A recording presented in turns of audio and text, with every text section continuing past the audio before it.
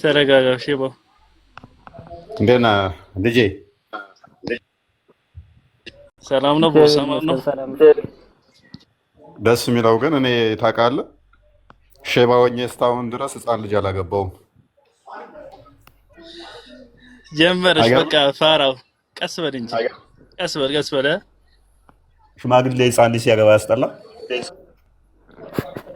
እና መጽሐፍ ቅዱስ አነብ ኢየሱስ ክርስቶስ አምላክ እንዳለው አይቻለሁ። አይንህን ሸፍነው ያየኸው ሴጣን አሳስቶ ነው።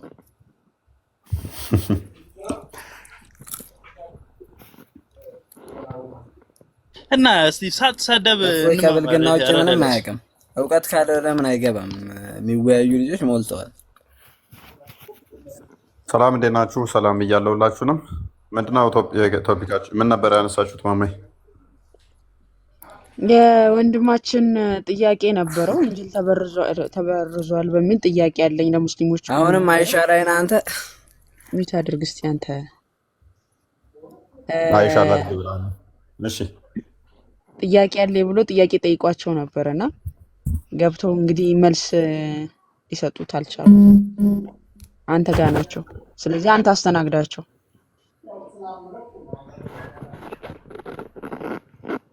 ቅድም የገባሽበት ጀመር ልጁ ክርስቲያን ነው። አንድ ጥያቄውን መጠየቅ ቢፈልግ ሄዶ ሙስሊሞች ጋር መጠየቅ ይችላል።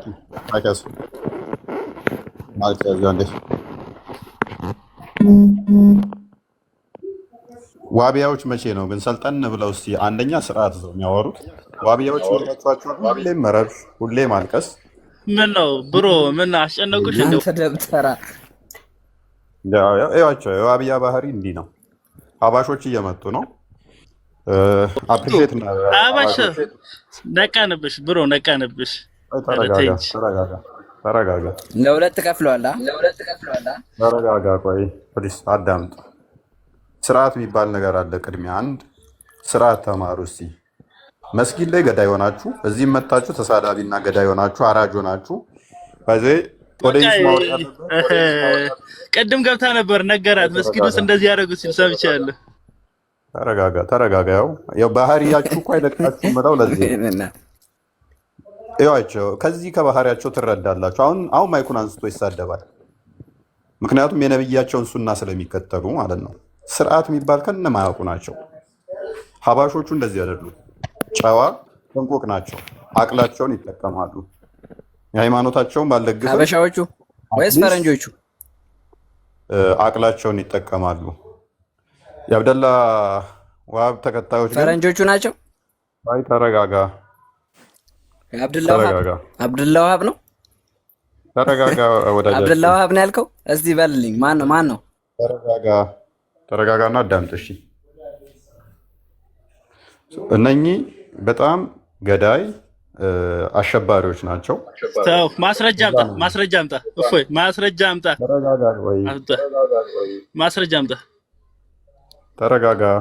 ማስረጃ ሰጣለሁ። እንረጋጋለን። በማስረጃ እናውራ። አዳምጥ።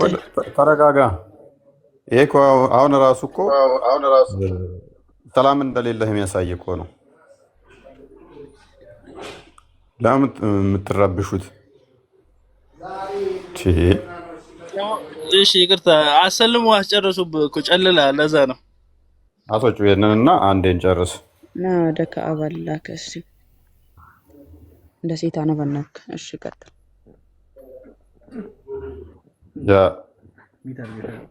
በጣም ረባሾች፣ በጣም አሸባሪዎች፣ በጣም ምን አይነት ባህሪ እንዳላቸው አላውቅም። በዚህ መስራቻቸው ኢብን አብደል ወሃብ እንደዚሁ ገዳይና ረባሽ ነበረ።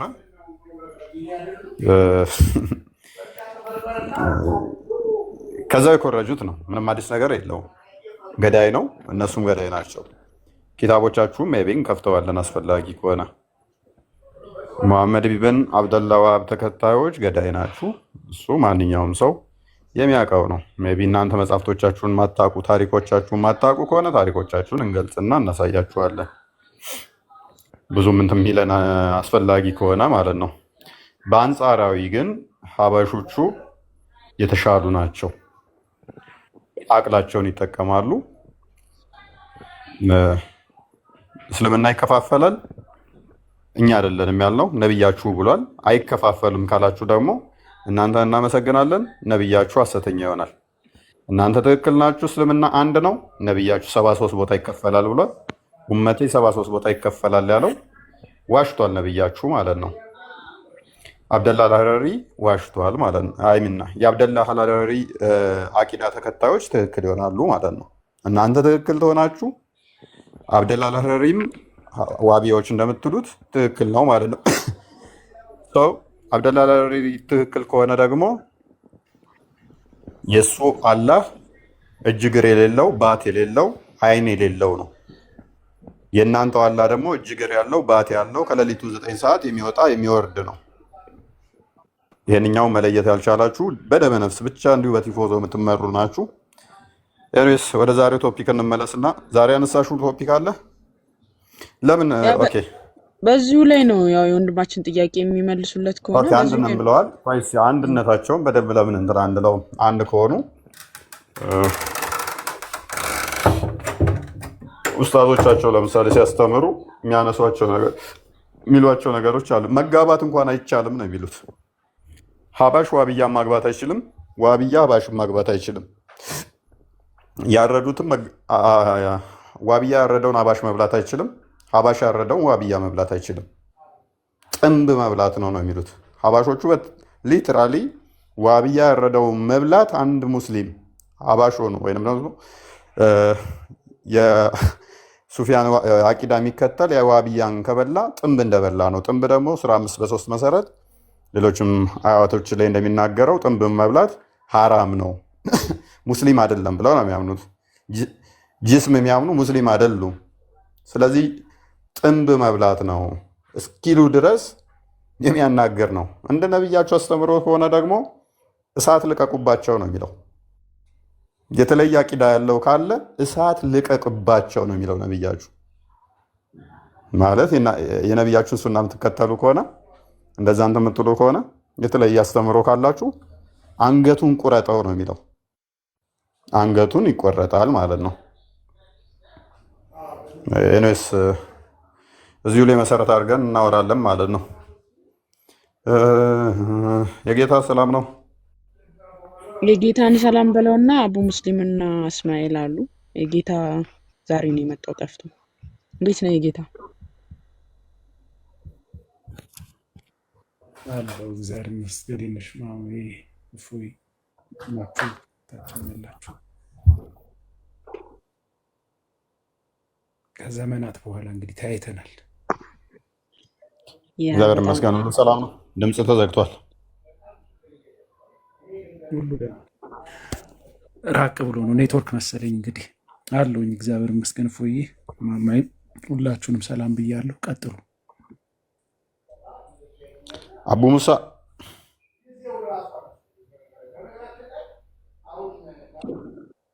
አቡ ሙሳ ይሰማል?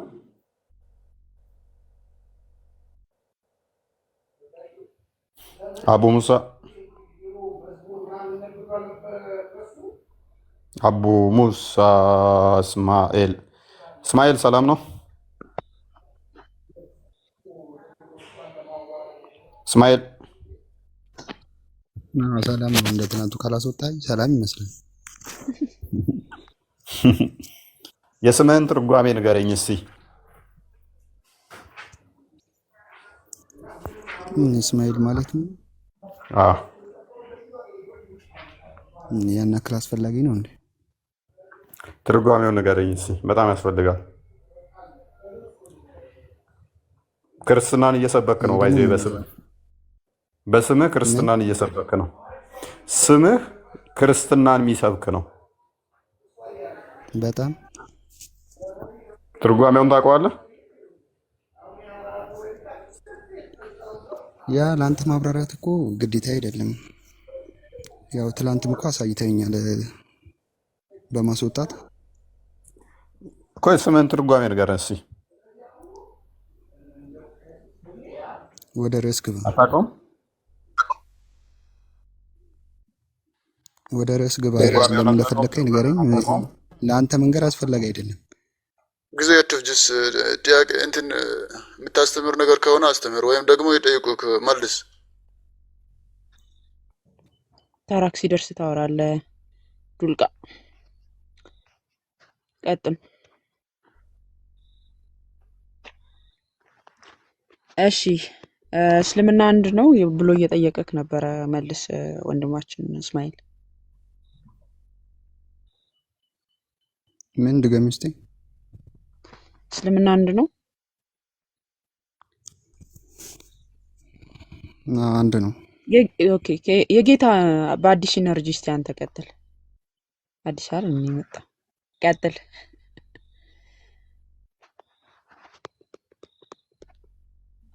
እናንተ አለ ዛሬ የጌታ ልረፍ፣ ኔትወርክ ያስቸግረኛል። እናንተ ጨርሱት። ኦኬ እሺ እስልምና አንድ ነው ብሎ ነበር እየጠየቀክ ያለው እስማኤል። ሰምተሃል ጥያቄውን?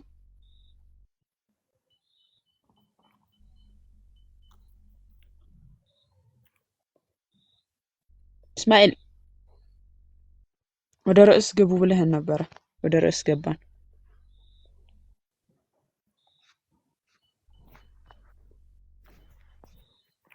አለ ተነጠቀ። እሺ አብዱል ማን ነው? አብዱል ቃድር እሺ እንዴት ነህ? ሰላም ነው። አለ እስልምና አንድ ነው? አንድ ነው። ኦኬ አላህ አካላት አሉት ብለህ ታምናለህ? አሉ። ኦኬ አላህ አካላት የለውም ቦዲ የሆነ አካል ዛት የለውም ብሎ የሚያምን ሙስሊም ነው?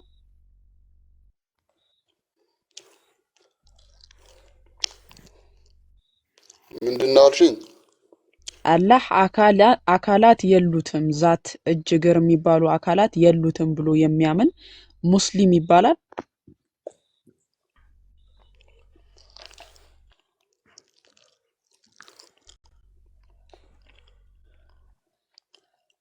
ቀጥል። እንጃ አይባልም።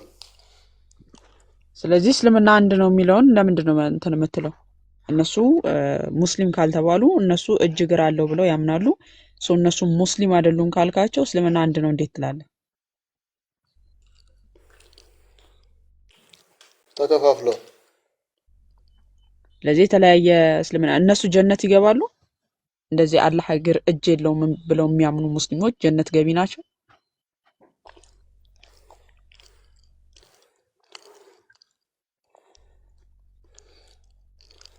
ያው ሊመለሱ ይችላሉ፣ አይታወቅም። ያው እስከሚሞቱ ድረስ መቼ እንደሚመለሱ እኮ አይታወቅም። ካልተመለሱ በዚሁ ትምህርታቸው ከቀጠሉ ጀነት ገቢ አይደሉም ማለት ነው?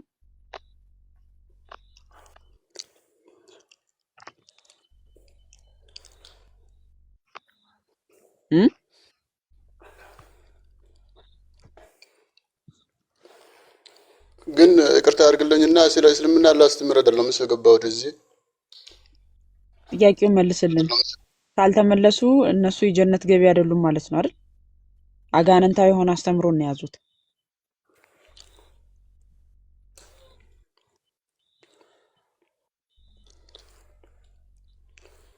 አለ ይቅርታ ብዙ መላቅም፣ ግን ይቅርታ አድርግልኝ።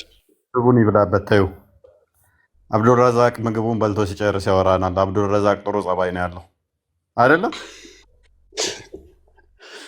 አብዱልቃድር ለምንድን ነው ቆይ አብዱልረዛቅ ምልህ? እኔ ለምን እንደዛ ብዬ ጠራሃለሁ? አብዱልቃድር ማለት ትቼ አብዱልቃድር ማለት ትቼ ለምንድን ነው አብዱልረዛቅ የሚመጣብኝ? አፈ ያንተ ስም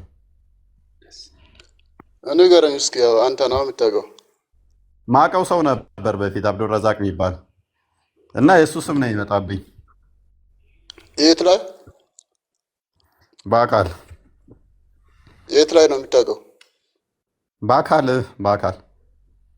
አንተ ስለ አካል ታውቃለህ እንደ አንተ? ያለህን አካል አውቃለሁ። ለምሳሌ አላህ ሁለት እጅ ያለው፣ ባት አለው፣ እግር አለው፣ ፊት አለው፣ አፍ አለው፣ ፂም የለውም። ባይዞ የለውም ማለት በራሱ ምንድን ነው ግን የለውም ብቻ ፂም። አላህ ምንድን ነው? የመሐመድ የፈጠራ ውጤት ነው።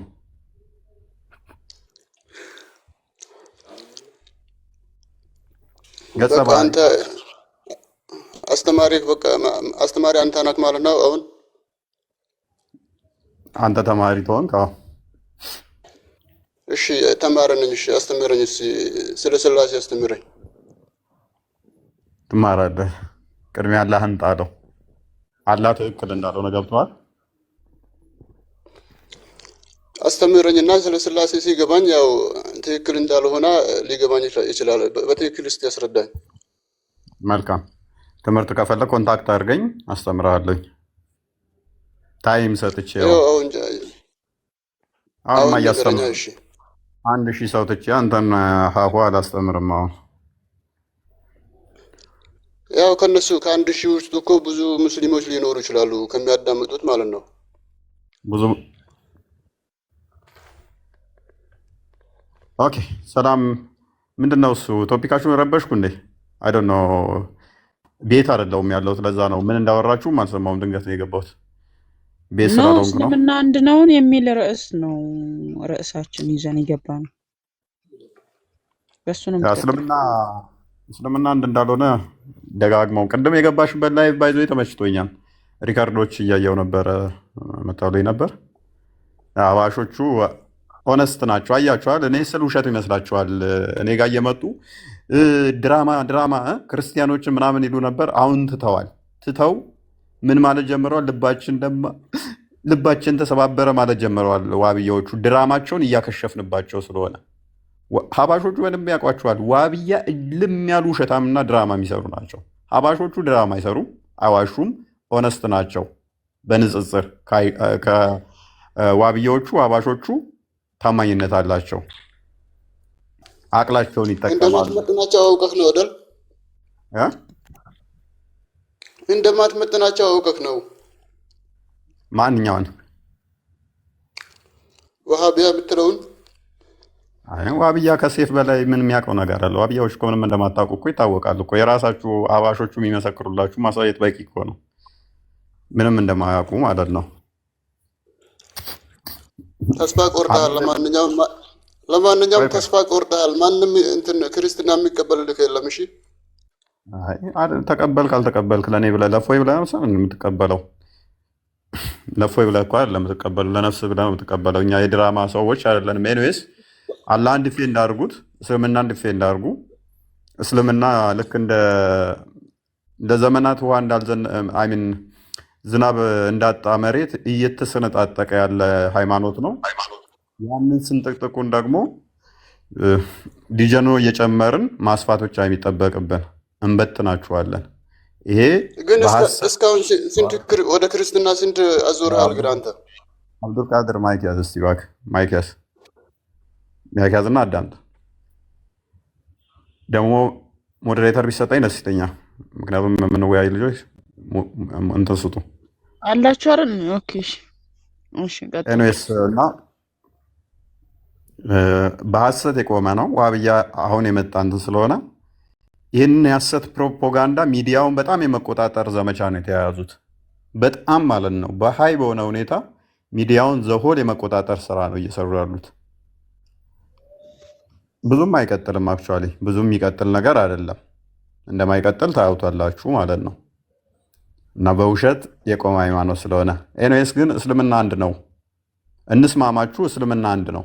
ነቢያችሁ ዋሽቷል አልዋሸም? ሙሐመድ እንኳን ደህና መጣ። ሙሐመድ ሉሉ እንዴት ነህ? ሰላም ናችሁ?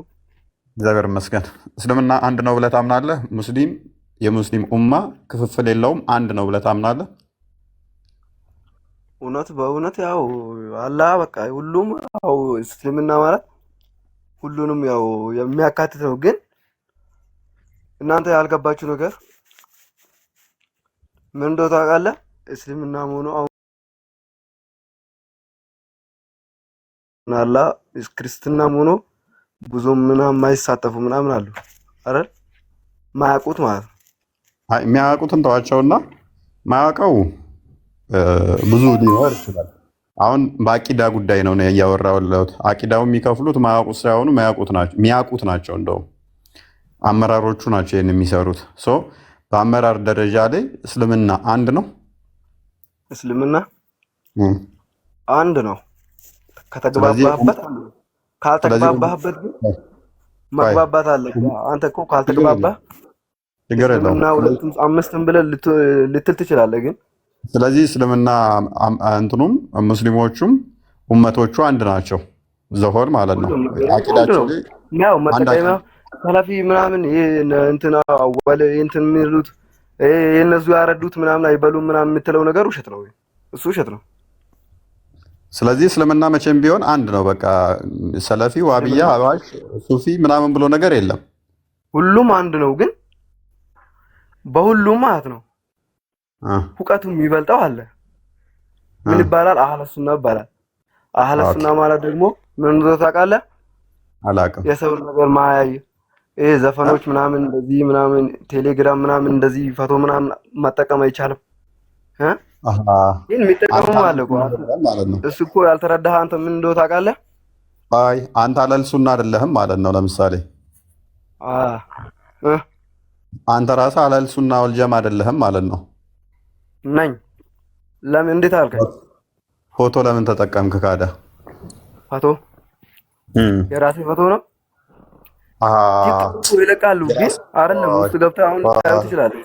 ውስጥ ገብተህ ልታየው ትችላለህ። ቆይ የራስ ፎቶ ነው የሚከለከለው እንጂ የሰው ፎቶ የተፈቀደ ነው። ለማንኛውም ግን እኔም ፎቶ ምናምን እጠቀማለሁ። ግን ቢጠቀሙም ግን አይፈቀድም። ክርስትናም በራሱ የማይፈቀደው የሚሰራ ሰው ብዙ ሞልቷል። አንተ ደግሞ የራስን እውቀት ብቻ ይዘህ እዚህ ላይ ማንም መልስ ስለማይመልስልህ አይ መሐመድ እያጠራን እንሂድ። ስለዚህ አህለል ሱና ወል ጀማ የሚባሉት ሶሻል ሚዲያውን ማይጠቀሙ ሶሻል ሚዲያ ማይጠቀሙ ፎቶ ማይጠቀሙ ናቸው አልከን። ስለዚህ አንተ ሶሻል ሚዲያውንም እየተጠቀምክ ነው፣ ፎቶውንም እየተጠቀምክ ነው። አህለል ሱና ወል ጀማ አይደለህም ማለት ነው። ልክ ነህ። እንደኔ ደግሞ ብዙ እንትን የሚል ሰው አለ። በቃ የሚያጠፋ ሰው አለ። ሌላ ስራ በቃ ስለ መሰራረቅም ነገር ምናምን ሙስሊም ሆኖ እኮ ተረጋጋ። ስንቶ ክርስትና ሆኖ ጥርት አይደለ? ፕሊስ ተረጋጋ። አዳምጥ። ቆይ ስልጣን አለ እፎይ። እሺ አዳምጥ እና እያዳመጥክ ትቀጥላለህ። እና ምን መሰለህ ወንድማችን መሐመድ፣ ስለዚህ አንተ ፎቶ ከሚጠቀሙት ነህ። ለምዩ ደግሞ ምን ብሏል? ፎቶ የሚጠቀሙ አካላት በቂያማ ቀን እየተቀጠቀጡ ባይዞ የሰራኸውን ፎቶ አናግረው፣ ድምፅ ስጠው፣ ህይወት ስጠው እየተባልክ ትቀጠቀጣለህ። በመዶሻ በጆሮ ግንድህ እየገባብህ መዶሻ እየተቀጠቀጥክ የሰራኸውን ምስል አስወራው ትባላለህ፣ ህይወት ስጠው ትባላለህ። ከዛ ውስጥ አንዱ ስለሆንክ እናመሰግናለን። ስለዚህ እነኚህ ሁሉ ፎቶ የሚሰሩትም ፎቶ ማይሰሩትም እንደገናም ደግሞ ሱፊያ አባሾች፣ ዋብያዎች እና ሌሎች አቂዳ አህመዲያኖችም የሚሆኑ ሺያዎችም አንድ ሙስሊም ነው አይደለ? ልዩነት የላቸውም፣ አንድ ናቸው። ግን ይሄንን ሁላ ካወቀ እንዴት አንተ እንደዚህ ትላለሽ? ኦኬ አንድ ናቸው። ይሄን ሁላ ያወቀ ያው እንደሚትቀጠቀጥ ያወቀ ይሄን ሁላ ተምራ እንዴት እንደዚህ ታወራለህ? ችግር የለውም። ስለዚህ እነኚህ አንድ የሆኑት አካላት ደግሞ እስከ ቂያማ ቀን በቃ እስልምና አንድ ነው የሚቀጥለው አይደለ? ልዩነት የላችሁም። አንድ ነው። ያው እስልምና ማለት አንድ ነው። እስላም ከሆንክ እስላም ነው። ግን ኡመቶቹ እስከ መቼም ድረስ ማያቅ ሰው አለ እኮ አሁን እኔ ማለት ችግር የለውም መሐመድ፣ ስለማወቅ ስላለማወቅ አይደለም። እነኚህ ሙስሊሞቹ ዘሆል ኡመቶቹ አሁን አንድ በሆነው እስልምና ላይ ተጠቃለው ሁሉም አንድ ሙስሊም ናቸው። ሁሉም አንዱ ሙስሊም ናቸው። በቃ እያታረደው ይበላሉ ምናምን። ይሄ ነገር ምናምን ውሸት ነው። ግን አንተ የምትለው ማለት ነው። አንተ እኮ ወይ ዳታዩ ትላለህ እንጂ ያው ይሄ የታረደ ነገር ምናምን ያው ማይፈቀድ እነኚህ ሁሉም ገነት የሚገቡ ናቸው። እነዚህ ሁሉም እንደ እስልምና ገነት ነው የሚገቡት። አላህ ነው ማለት እሱ ማንንም አያውቅም እኮ አላህ ነው ማለት። ገሃነም ነው የሚገቡት፣ ገነት ነው የሚገቡት እንደ እስልምና እምነት። በትክክል ከያዝክ አህለ ሱና ከሆንክ በትክክል ቁርአን የሚለው ምናምን ከተከታተልክ አላህም ብለዋል። ያው በቁርአኑም ያው ትገባላችሁ እኔ ያልኳችሁን ብቻ ነገር ስሩ ነው አልተባለ። አይ ቆይ መልስልኝ። አንድ ናቸው ብለኛል። ያው በትክክል ባልሆነ የሚባል ነገር የለም። በቃ አንድ ናቸው ካልከኝ በኋላ መልሰ ደግሞ በትክክል የሚባል ነገር የለም።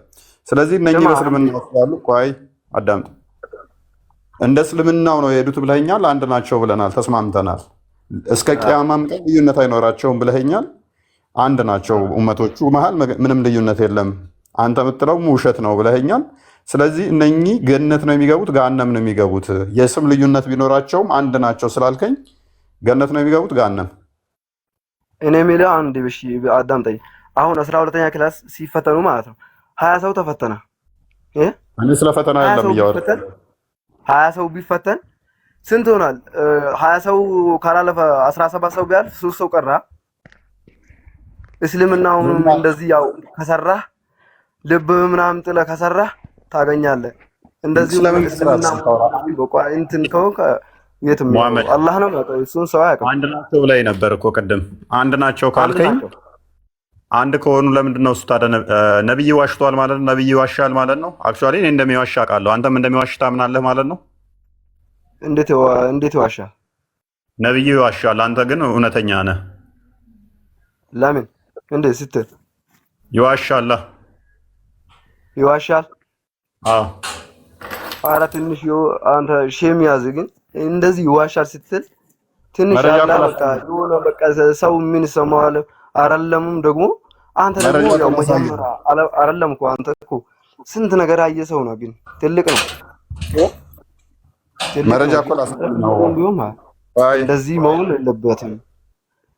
ካላወቅ መማር ነው በሚያውቁት ማለት ነው። አንዴ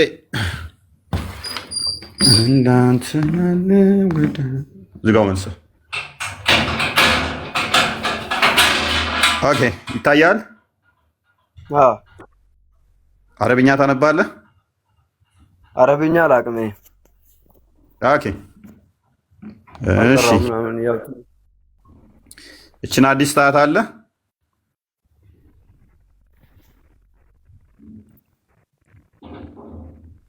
ነብይ እንደዚህ ይላል፣ አይሁዶች ወደ 71 ቦታ ይከፈላሉ አለ። አይሁዶች ወደ 71 ቦታ ይከፈላሉ። ታያላ? The Jewish split into 71 sects, one of which will be in paradise and 70 in hell. 71 ቦታ ይከፈላሉ፣ ሰባዎቹ ወደ ገሃነም ይገባሉ፣ አንደኛው ወደ ገነት ይገባል አለ። ማን ያለው? ነብዬ። The Christians split into 72 sects. ክርስቲያኖች ደግሞ በ72 ቦታ ይከፈላሉ፣ 71 of which will be in hell and one in paradise. 71ዱ ገሃነም ሲገቡ አንደኛው ገነት ይገባል አለ። I swear by Allah, by the one whose hand is the soul of Muhammad, my nation will split into 73 sects, one of which will be in paradise. Look, one of which will be in paradise and 72 in hell. አንደኛው ገነት ሲገባ 72ቱ ገሃነም ይገባሉ አለ። ምን ይሆናሉ? 71ዱ ገሃነም ይገባሉ። ይሄን ያለው ማን ነው? የሙተሊብ የልጅ ልጅ የአብደላ ልጅ አንተ የምትከተለው ነብይ ብለህ አንተ እስልምና አይከፋፈልም ብለኸኛል። ነብይህ ደግሞ ይከፋፈላል ብሏል። ስለዚህ ነብይህ እየዋሸ ነው ማለት ነው። ያው አማርኛውን አንብበው እሺ። አይሁዶች 71 ክፍል ተከፍለዋል። አንዱ በገነት 70ው በገሃነም ውስጥ ነው። ክርስቲያኖች 72 ተከፍለዋል። ከነዚህም ውስጥ 71 በጀሃነም ውስጥ አንዱም በጀነት ውስጥ ነው። እጁ የሙሐመድ ነፍስ በሆነው እምላለሁ ሕዝቤ ወደ 73 ቦታ ክፍሎች ይከፈላል። ከነዚህም አንዱ ገነትና 72ቱ ናቸው ገሃነም የሚገቡት ማለት ነው ብሎ ይላል። ሰው አንተ ነህ ትክክል ወይንስ ነብይ የአብደላ ልጅ ነው ትክክል?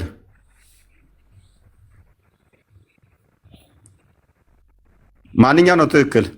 ትሰማለሁ? ትሰማለህ? ቀጥል።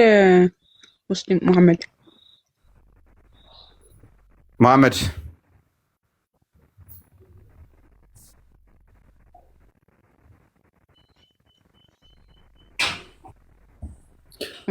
ይሰማል? ወጣ። መሐመድ ዋሽቷል። ይሄንኛው መሐመድ ደግሞ ትክክል ተናግሯል። እስልምና አንድ ነው፣ ነብያቸው ግን ውሸተኛ ነው። እስልምና 73 ቦታ ሙስሊሞች 73 ቦታ እንደሚከፈሉ ነብዩ ዋሽቷል።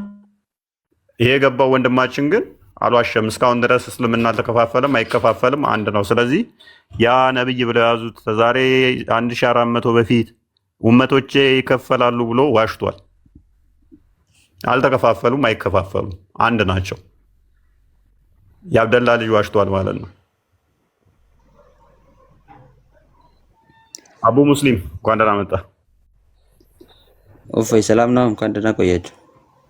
መስጋናው ትስማማለህ? ወንድምህ በተናገረው ትስማማለህ?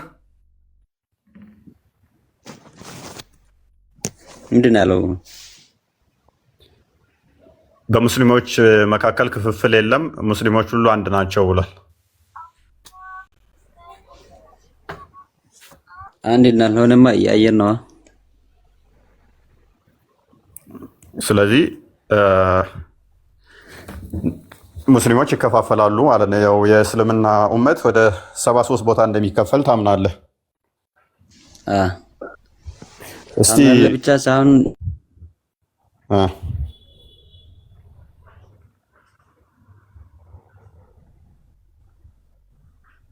አይሰማኝም ያወራው። ክርስቲያን ይከፋፈላል ወይስ አይከፋፈልም? እኔማ እንደተከፋፈለ ማምናለሁ። ክርስቲያን ይከፋፈላል ወይስ አይከፋፈልም? አምናለሁ አልኩ። በክርስትና ውስጥ ሴክቶች እንዳሉ አምናለሁ። እስልምናም ልክ እንደዛ ነው። ኦኬ፣ እኔ ለምሳሌ ካቶሊክ፣ ኦርቶዶክስ፣ ጴንጤ፣ ጆባ ዊትነስ እያልኩ መጥራት እችላለሁኝ። የተከፋፈሉ እሺ፣ እንደ ኦርቶዶክስ ነው የምቆመው። ከዛ ውጭ ያሉ ክፍፍሎች አሉ፣ እነኛ አይድኑም ብዬ አምናለሁ። አንተ እንደዚህ ጥራና እስኪ አይድኑ የምትላቸውን ሴክቶች ጥራልኝ እስኪ። ይከፋፈላል ብለሃል? ነቢያችን ሰለላሁ ዐለይሂ ወሰለም እሺ፣ ሁሉም ነገር ተናግሯል። ታውቃለህ? እስኪ ንገረኝ። እነከሌ በልና ስህተት አለባቸው የእነኛ አስተምሮ እነኚህ ክፍሎች ገሃነም ይገባሉ በልና ጥራ እስኪ። መጀመሪያ ትንሽ ደቂቃ ስጠኛ። ሴክቶቹን ጥራልኝ ቅድሚያ። ይህንን ያደረግኩልህ እኔ አንተ እንድጠራ ነው። እኔ ሴክቶች የመጥራት ሱስ ኖሮብኝ አይደለም። አንተም እንደኔ እንደጠራው ስለፈለግኩ ነው። ይጠራል ያለው መጀመሪያ ዳምጠኛ ቅድሚያ ጥራና ከዛ በኋላ ታብራራለህ። 5 ሴክት እስቲ ጥራ። ምክንያቱም የእናንተ ናችሁ ብዛት ቦታ እንድትከፈሉት። እንደውም ከኛ እንደ ነብያችሁ ህግ ከሆነ እንደ ነብያችሁ ትንቢት ከሆነ ከክርስትናው በላይ የምትከፈሉት እናንተ ናችሁ። ከአይሁዶች በላይ የምትከፈሉት እናንተ ናችሁ። ስለዚህ 5 በትንሹ ጥራ እስኪ አንተ። አለም ነብዩ ውሸታም ነው። 1 አህሉ ሱና ወል ጀማዓ 1 እሺ። 2 ሺዓ 2 ሺዓ 2 አልኩ። 3 ኸዋሪጅ 4 3 እሺ። አራተኛ ቀጥል። 4 ቀደርያ እሺ። 5 ጀብርያ እሺ። 6ኛ ረዋፊዳ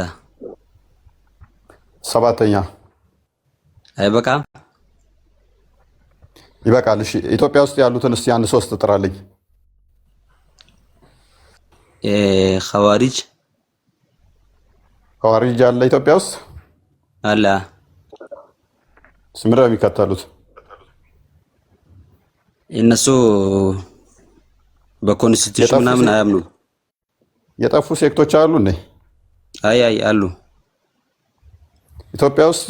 እስቲ ለምሳሌ መሪያቸውን እስቲ አንዱን ጥራልኝ። ታዋቂ አይደሉማ። አሁን ከስር ስለሚሰሩት በኮንስቲቱሽን አያምኑ። በኮንስቲቱሽን ማለት ምን? ፓርላማ ውስጥ ነው በህግ አያምኑ። አሁን ወደ ሌላ እንዳንገባና ያንተ ጥያቄ መለስኩ ይመስለኛል። እኔ ጥያቄ መጠየቅ ይችላል? አንተ የትኛው እንትን ውስጥ ነው? ሴክት ውስጥ ነው? እኔ አህሉ ሱና ወል ጀማዓ ነኝ። አህሉ ሱና ወል ጀማዓ ሁሉም ይሉታል እኮ። ሱፊዎችም ነን ይላሉ። አህሉ ሱና ወል ጀማዓ ምልክት አላቸው። ሁሉም ነን ሊሉ ይችላሉ። ነን ይላሉ። አህለል ሱና ወል ጀማዓ ምንድን ነው? ዲፋይን አድርገው እስኪ ዲፋይን ሁሉም አድርገው አህሉ ምንድን ሱና ነው ወል ጀማዓ ስለሚሉት ታውቃለህ? ምክንያቱም እኮ ነን ይላሉ። ስለዚህ ይህንን ጀነራል መስጠት አትችልም እኮ ረሱላችን ሰለላሁ ዐለይሂ ወሰለም እስልምና በ73 ይከፈላል አላለም? ስለዚህ አሁን አንተ ኢትዮጵያ ውስጥ ካሉት አህለል ሱና ወል ጀማዓ ነህ ማለት እስቲ እኔ እስከማውቀው ድረስ የአብደላ አልሐረሪ ተከታይ ነህ? አይደለም። የእሱ ሱናን ተከታዮች ይበልጣሉ። ታዲያ አህለል ሱና ወል ጀማዓ ደግሞ አብዛኛውን ማጆሪቲውን የሚይዘው ነው። ኢትዮጵያ ውስጥ ያሉት እነሱ ናቸው አብዛኞቹ። ዳታቸው የሚያሳየው እነሱ ብዙ ነው። የአብደላ አልሐረሪ ተከታዮች መሬት ላይ ያለው እንደዛ ነው። መሬት ላይ ያለው እንደዛ ነው። አህለል ሱና ወል ጀማዓ ነኝ ካልክ የእነሱ አባል መሆን አለብህ። ኤዋ 73ቱም እኮ ልንገርህ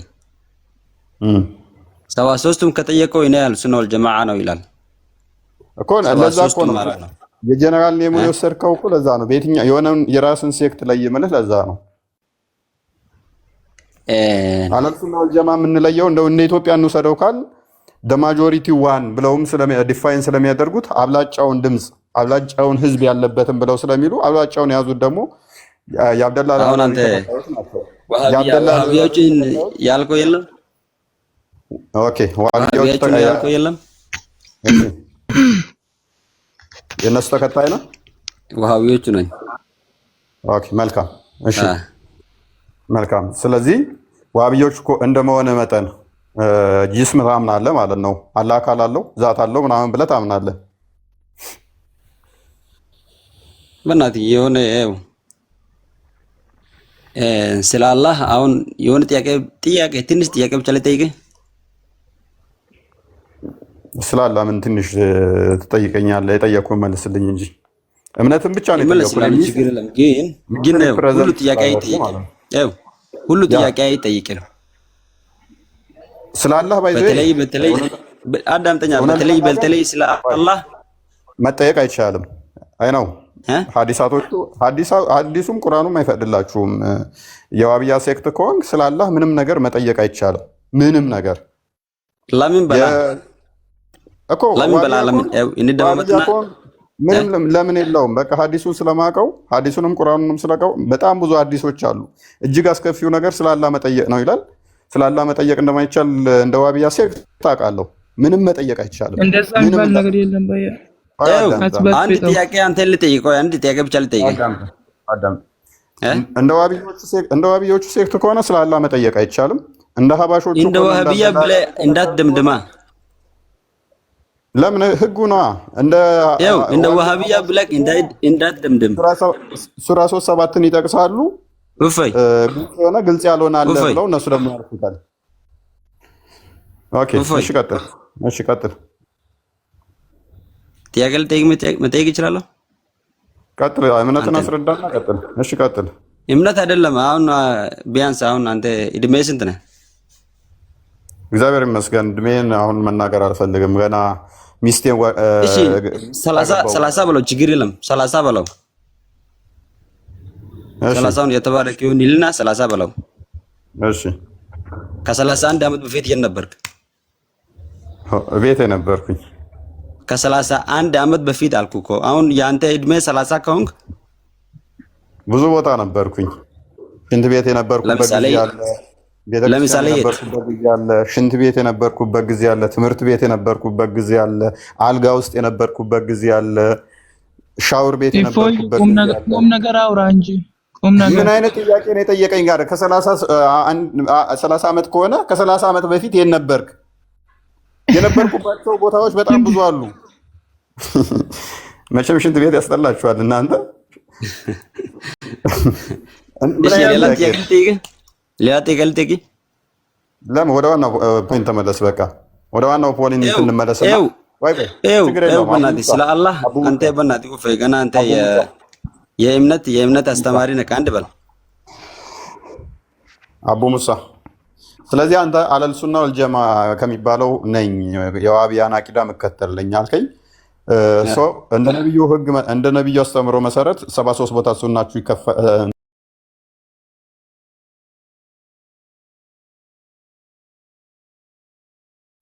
72ቱ ገሃነም ይገባሉ። አንደኛው ብቻ ነው ገነት የሚገባው። which is አንድ አቂዳህ የዋብያን ከሆነ ሀባሾች ገነት ይገባሉ?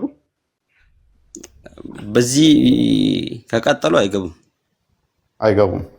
ኦኬ አላሻሪ የሚሆኑ ሙተዚላዎችም ሺዓዎችም ወደ ገሃነም ነው የሚገቡት። ዋብያዎች በዚህ መሰረት እስካሉ ከሞቱ በዚህ ላይ ከሞቱ መልካም። ክርስቲያኖችስ ረሱላችን እንደነገረ በ72 ይካፈላል ነው ያለው። አንደኛው ግን አንድ ብቻ ነው ገነት የሚገባት። ያ ከክርስትናም አንድ ገነት የሚገባ አለ ማለት ነው። መልካም። ስለዚህ እኔ እስልምና ውስጥ አልገባ ክርስትና ላይ ሆኜ ከአንተ እኩል እንደውም ከአንተ በተሻለ ገነት የመግባት እድል አለኝ ማለት ነው። ያ የትኛው ነው ብላ ገነት የሚገባ አንዱ ያ የትኛው ነው ስል በማጆሪቲ ዋን ይለኛል፣ ወይንም አፐር አንድ ያለው ማለት ነው። የኔ እንዳትቸኩላ መቼ ነው እንደዛ ያልኩት? እሺ ቀጥል። አንዱ በኢየሱስ ዘመናት ያሉት የሉም ነው። በኢየሱስ ዘመናት በሱ ያመኑት እዛ ብቻ ሳይሆን ፍርዱን ይቀጥል ነውና አሁን ያሉትንም ያካትታል። ይሄን ደግሞ አሁንማ አያካትትም። አስረጃ ጠይቃለሁ አያካትትም የሚል ምክንያቱም ለምን መሰለህ? ያ የተነገረው በነብዩ ዘመን ብቻ ላሉት ሳይሆን 73 ቦታ ይከፈላሉ ያለው ኔክስት ለሚከፈሉትም ነው። ቀጣይም እንደሚከፈሉ ነው። እንደዛ ከሆነ ሉክ ክርስቲያኖች 72 ቦታ ተከፍለዋል ሳይሆን ያለው ይከፈላሉ። አይሁዶች 72 ቦታ ተከፍለዋል ሳይሆን ያለው ይከፈላሉ። ፊውቸር ቴንስ ነው የተጠቀመው። ባይዘ ፓስት ቴንስ አይደለም የተጠቀመው። ፊውቸር ቴንስ ከተጠቀመ ወደፊት የሚሆንን ቴንስ ነው የተጠቀመው። ወደፊት ሊሆን ይችላል የሚል ወደፊት እንደሚሆን ፕሮፌሲ ነው፣ ትንቢት ነው። ሆነ ወይስ አልሆነም? እዛ ላይ ቆይ አሁን በነብዩ ሰዓት አልሆነም። በነብዩ ሰዓት ካልሆነ ደግሞ ገና ወደፊት 72 ቦታ እንደሚከፈሉና ከነኛ ውስጥ አንደኛው ግሩፕ ገነት እንደሚገባ፣ 71 ቦታ እንደሚከፈሉና ከዛ ውስጥ አንደኛው ገነት እንደሚገባ፣ 73 ቦታ እንደሚከፈሉና አንደኛው ገነት እንደሚገባ ነው ሙስሊሞቹ። ስለዚህ ከኋላ መጣችሁ 73 ቦታ ድረስ ሄዳችሁ ትከፈላላችሁ። ሉክ ክፍያ በበዛ ቁጥር ሬሾህ እያነሰ ነው የሚመጣው። ይሄን ታውቃለህ ብዬ አስባለሁ ማትስ ስለተማረ። ምክንያቱም 73 ቦታ እናንተ ስትከፈሉ 73 ቦታ ስለሆነ ቁጥራችሁ ያንሳል። አይሁዶቹ ደግሞ 71 ቦታ ነው የሚከፈሉት which is ከእናንተ አንጻራዊነት የነሱ የተሻለ ነው። 70ዎቹ ገሃነም ሲገቡ አንደኛው ገነት ይገባል። ክርስቲያኖች ደግሞ 72 ቦታ ይከፈላሉ፣ ከእናንተ እናንሳለን በክፍያ ደረጃ። ስለዚህ የተሻልን ሁለት ውስጥ 71ዱ ገሃነም ይገባል፣ አንደኛዎቹያችን ደግሞ ገነት እንገባለን። ስለዚህ እኔን አንተ ጋር እስልምና ውስጥ ገብቼ 73 ቦታ ያው የምትከፋፈል ከሆነ ለምን እጨናነቃለሁ? ምክንያቱም ክርስትናው የተሻለ እኮ ነው። እድል የሚሰጠኝ ክርስትና ውስጥ እንድቆየ ነው። 72 ቦታ ነው ያለኝ። ከ72ቱ አንደኛው ገነት የምገባበት እድል ካለኝ 73ቱ ከየትኛው ነው ብዬ ከምጨነቅ 72ቱን ብመርጥ ይሻለኛል። አግኝታኝ ከሆነ በአንተው አስተምሮ ማለት ነው። ቀጥል። የአንድ ልዩነት ነው ያለው እኮ። አንድ ልዩነትም ቢሆን እኮ ምርጫ ላይ ለውጥ አለው እኮ መሐመድ። እፎይ እየሰማው ነው። ትንሽ ግን አማርኛ ስለሚከብደኝ ነው። ትንሽ ኦሮምኛ ትችላለህ? ብዙም አልችልም። በአማርኛው ቀጥል። እሺ ወል ችግር የለም። ከእስልምና የሚመችና ከእስልምና የማይመች ነገር አለ ማለት ነው? የሚመችህና የማይመችህ ነገር ማለት ከእስልምና ይሄን ነገር ይመቸኛል፣ ከእስልምና ይሄን ነገር አይመቸኝም ምትል አለ? ሁለት ነገር ንገር እስቲ። ከእስልምና የሚመቸኝ ነገር ሊኖር ይችላል።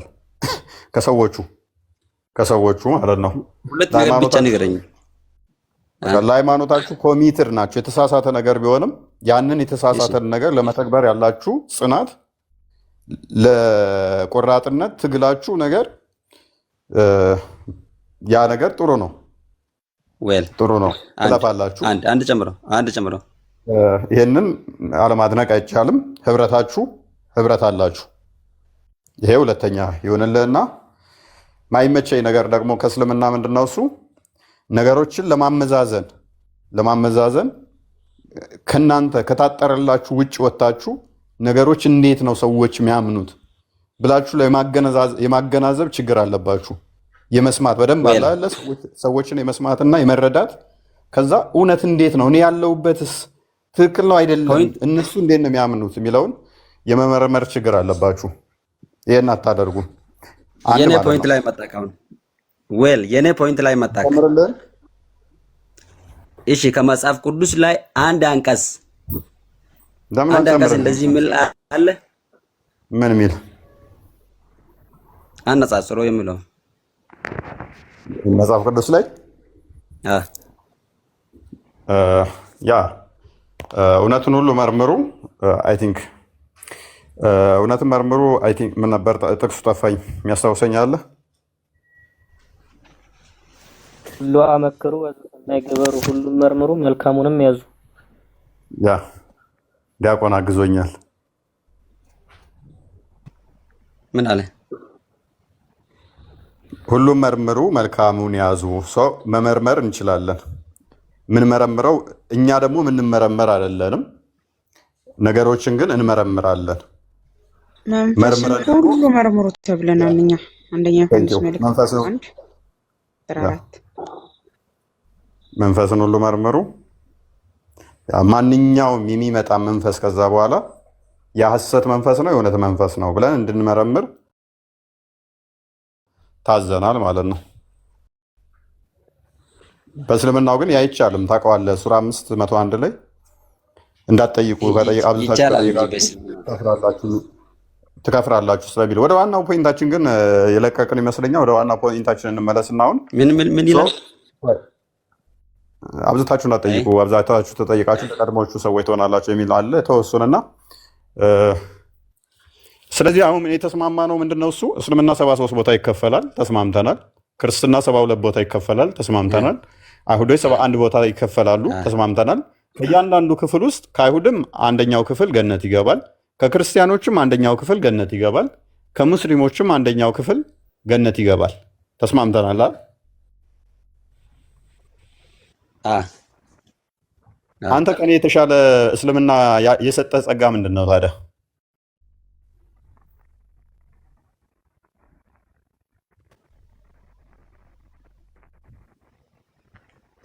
ትንሽ ኔትወርክ ያስቸገረኝ ነው አይሰማም ትንሽ ኔትወርክ አሁን ይሰማል ኦኬ አንተ ከኔ የተሻለ ያለህ ቻንስ እርግጠኛ የምትሆንበት ምንድነው ከኔ የተሻለ እንደሆንክ እንደ ክርስትና ነው ብትጠይቀኝ አንተ ገሃነም ነው የምገባው እንጂ ገነት አገባ በልጁ እስካላመንክ ድረስ ገነት የምገባበት ምንም እድል የለም 0 ነጥብ የለም በአንተ ላይ ግን እኔ አላህን ሰላም ነው አንተ ልክ ሌሎቹ እንደተከፋፈሉት አላህን እያሉ ቢያመልኩም ግን ገሃነም ይገባሉ እኔ ደግሞ አላህን ሳላመልከው የመግባት እድል ያለኝ አሁንም እስቲል አንተን ለምን መጥቼ እከተላለሁ ታዲያ ክርስትናው ላይ ሆኜም ራሱ በአንዴ መግባት እድል አለኝ እኮ ነኝ መስፈርት አለ እናንተ ገነትና ማገበና ገሃነም መግባት ካላመንክ አገባም በቃ መስፈርት አለ በምን ታምናለህ በልጁ ያ በወልድ እስካላመንክ በክርስቶስ እስካላመንክ ድረስ የዘላለም ህይወት የለም የዘላለም ህይወት የሚሰጥ እሱ ስለሆነ እሺ እንደዛ ከሆነ አብና ወልዱ ማን ነው የሚበልጠው በምን ላይ ይበልጠው ማን ነው ይበልጠው ማለት ማን ነው በሁሉም ነገር ማን ነው የሚበልጠው ማለት ምን ማለት ነው መብለጥ ማለት ምን ማለት ነው አሁን እኔ እንደ ኦርቶዶክስ አብዛኛው ጊዜ ማየው ማለት ነው ኢየሱስ ለኛ እንደዚህ ሆነ ኢየሱስ ለኛ ኃጢአት ተሰቀለ ኢየሱስ ለዚህ ሁሉ ጊዜ በወልዱ ነው የሚሰብኩት እሺ ግን እዛ ላይ እንደተረዳሁት አብና ወልዱ የተለያየ ሰዎች እንደሆነ ነው የተረዳሁት። የተለያየ ሰዎች አይደሉም። ሰዎች ምንድን ነው እሱ? እኛ አምላክ ነው የምናመልከው እንጂ ሰዎች አይደሉም። እሺ መጽሐፍ ቅዱስ ላይ እግዚአብሔር አይታይም አይልም ይላል፣ እኛም እንላለን። ኢየሱስ አልታየም ታዲያ? እሱ በስጋ ተገልጦ ነው። መንፈስ ቅዱስስ በእርግብ አምሳል ተገልጦ ታይቷል። በመለኮታዊ ክብሩ ግን አይታይም። ስለዚህ እሺ መንፈስ ቅዱስ ስትል ምን አይነት ነው? የአንተ አእምሮ ውስጥ የሚመጣ ምንም አይነት አእምሮ ውስጥ አይመጣም። ምክንያቱም እንዳላህ ለምሳሌ እጅ እግር ባት ያለው አርሽ ላይ የተቀመጠ ከሌሊቱ 9 ሰዓት የሚወርድ አይን ፊት ያለው ከደጃል የሚለየው እንደ ደጃል አንድ አይን ያልሆነ ሚል አይነት አእምሮ ውስጥ አይመጣም። ወይንም ደግሞ ኢብኑ ተሚያ እንደተናገረው ፂም የሌለው ፍሪዛም ወንድ ጎረምሳ አእምሮ ውስጥ አይመጣም። አእምሮ ውስጥ መንፈስ ቅዱስ ስትል ምንድን ነው የሚመጣው? በሁሉ የሞላ የእግዚአብሔር ሕያው መንፈስ የሆነ እርሱ ነገሮች ሁሉ ካለመኖር ለመኖር ያመጣ በሰማይ እሱ ያለ በምድር ያለ በጥልቁ ያለ ወዴት ብትሄድ አጽናፍ እስከ አጽናፍ ብትሄድ እርሱ የሞላ ነው። መዝሙረ ዳዊት ምዕራፍ 139 ላይ ከቁጥር 6 እንደሚናገረው ማለት ነው። እርሱ በሁሉ ያለ ነው። መንፈስ ቅዱስ ስትል ሁሉን ሕያው የሚያደርግ ሁሉን ያስገኘ የሚል እንጂ እንደዚህ ቅርጽ ያለው እንደዚህ ሼፕ ያለው እንደዚህ የሚለው አይደለም። አእምሮ ውስጥ ምንም እሱ ሊመጣ አይችልም። ምክንያቱም ኢንኮርፖራል ነው። አምላክ ኢንኮርፖራል ነው። ኢንኮርፖራል ከሆነ ደግሞ ኢንኮርፖራል የሆኑ ነገሮች ከአእምሮ በላይ ተብለው ለሚባሉ ነገር የሚሰጥ ነው። በአእምሮ የማይታሰብ ማለት ነው። ቢዮንድ ኢማጂኔሽን የሆነ ኢማጂን ከነ ሊደረግ ማይችል ስለሆነ ኮርፖራል ለሆኑ ነገሮች ብቻ ነው ኢማጂኔሽን የሚሰራው። በአእምሮ የሚታሰቡት የሆኑ አንጻራዊ ማለት የሆነ ስፔስ ውስጥ የተገደቡ ሲሆኑ፣ ይሄ ግን ከስፔስም አውት ኦፍ ስፔስም መኖር የሚችል በሁሉ የሞላ በሁሉ ያለን በሊሚትድ በሆነ ማይንድ ሴት ኢማጂን ማድረግ አትችልም። እሺ ዌል ኢየሱስ ለእናንተ ተሰቀለ። ወደ ቶፒኩ ተመለስ። እሺ ኢየሱስ አይ እንጨርሰዋ። ወደ ቶፒኩ እንመለስ። እሺ ኢየሱስ ለእናንተ ኃጢአት ተሰቀለ። ለአንተም ለእኛም ለሁሉም ተሰቅሏል። መቀበል ያንተ ድርሻ ነው። ካልተቀበልክ ግን በፍርድ ውስጥ ነህ። አንተ ኃጢአት አትሰራም። ኃጢአት ማይሰራ የለም። ሁሉም ኃጢአት ይሰራል፣ ንስሐ ይገባል። የተሰቀለልን ነጋ ጠባ ዛሬ ለምሰራዋል በዛ ኃጢአት ትጠየቃለህ ወይስ አትጠይቅም? ትጠየቃለህ። ኃጢአት እንድትሰራበት አይደለም ኢየሱስ ክርስቶስ የተሰቀለልህ የዘላለም ሕይወት እንድታገኝበትና የመጣብህን የሞት ዕዳ ሊከፍልልህ እንጂ ከዛ በኋላ አንድ ሞቶልኛልና ከዛ በኋላ የፈለገ ኃጢአት ልስራ፣ ልጨማለቅ፣ ልግደል፣ ልስረቅ የምትልበት አይደለም። ስለዚህ መሰቀሉ ለምን አስፈለገ? ሕይወትን ለማግኘት። ምክንያቱም እሱ የዘላለም ሕይወት ስለሆነ አንተ ለምሳሌ ቅያማን የምጠብቀው መቼ ነው? ሞተ ስትነሳ እንደገና ዘላለማዊ የምትሆነው ኢተርኒቲ የምታገኘው ሞት በበግ መልክ መጥቶ ሲታረድልህ ነው። እኔ ግን ለእኔ ክርስቶስ እንደዛ ከሆነ ለእኔ ሕያው በግ የሆነ የእግዚአብሔር በግ የተባለው ዮሐንስ 1:29 ላይ ለእኔ ታረደልኝ፣ ስጋው ቆረሰልኝ፣ ደሙን አፈሰሰልኝ፣ ብሉኝ ጠጡኝ፣ እኔ ዘላለም ሕይወት እሰጣለሁ አለ። አመንኩበት፣ ሞትም በሞቱ ሻርልኝና የዘላለም ሕይወትን ሰጠኝ። ዮሐንስ ወንጌል ምዕራፍ 11 ቁጥር 25 ላይ እንደሚናገረው። ወደ ቶፒኩ ተመለስና አሁን ወደ ቶፒኩ ስንመለስ ሙታዚላዎችም ሆኑ አሻሪዎችም ሆኑ ሺያዎችም ሆኑ እናንተም ሆናችሁ ማንኛው ገነት እንደሚገባ ምንድን ነው ዋስትና?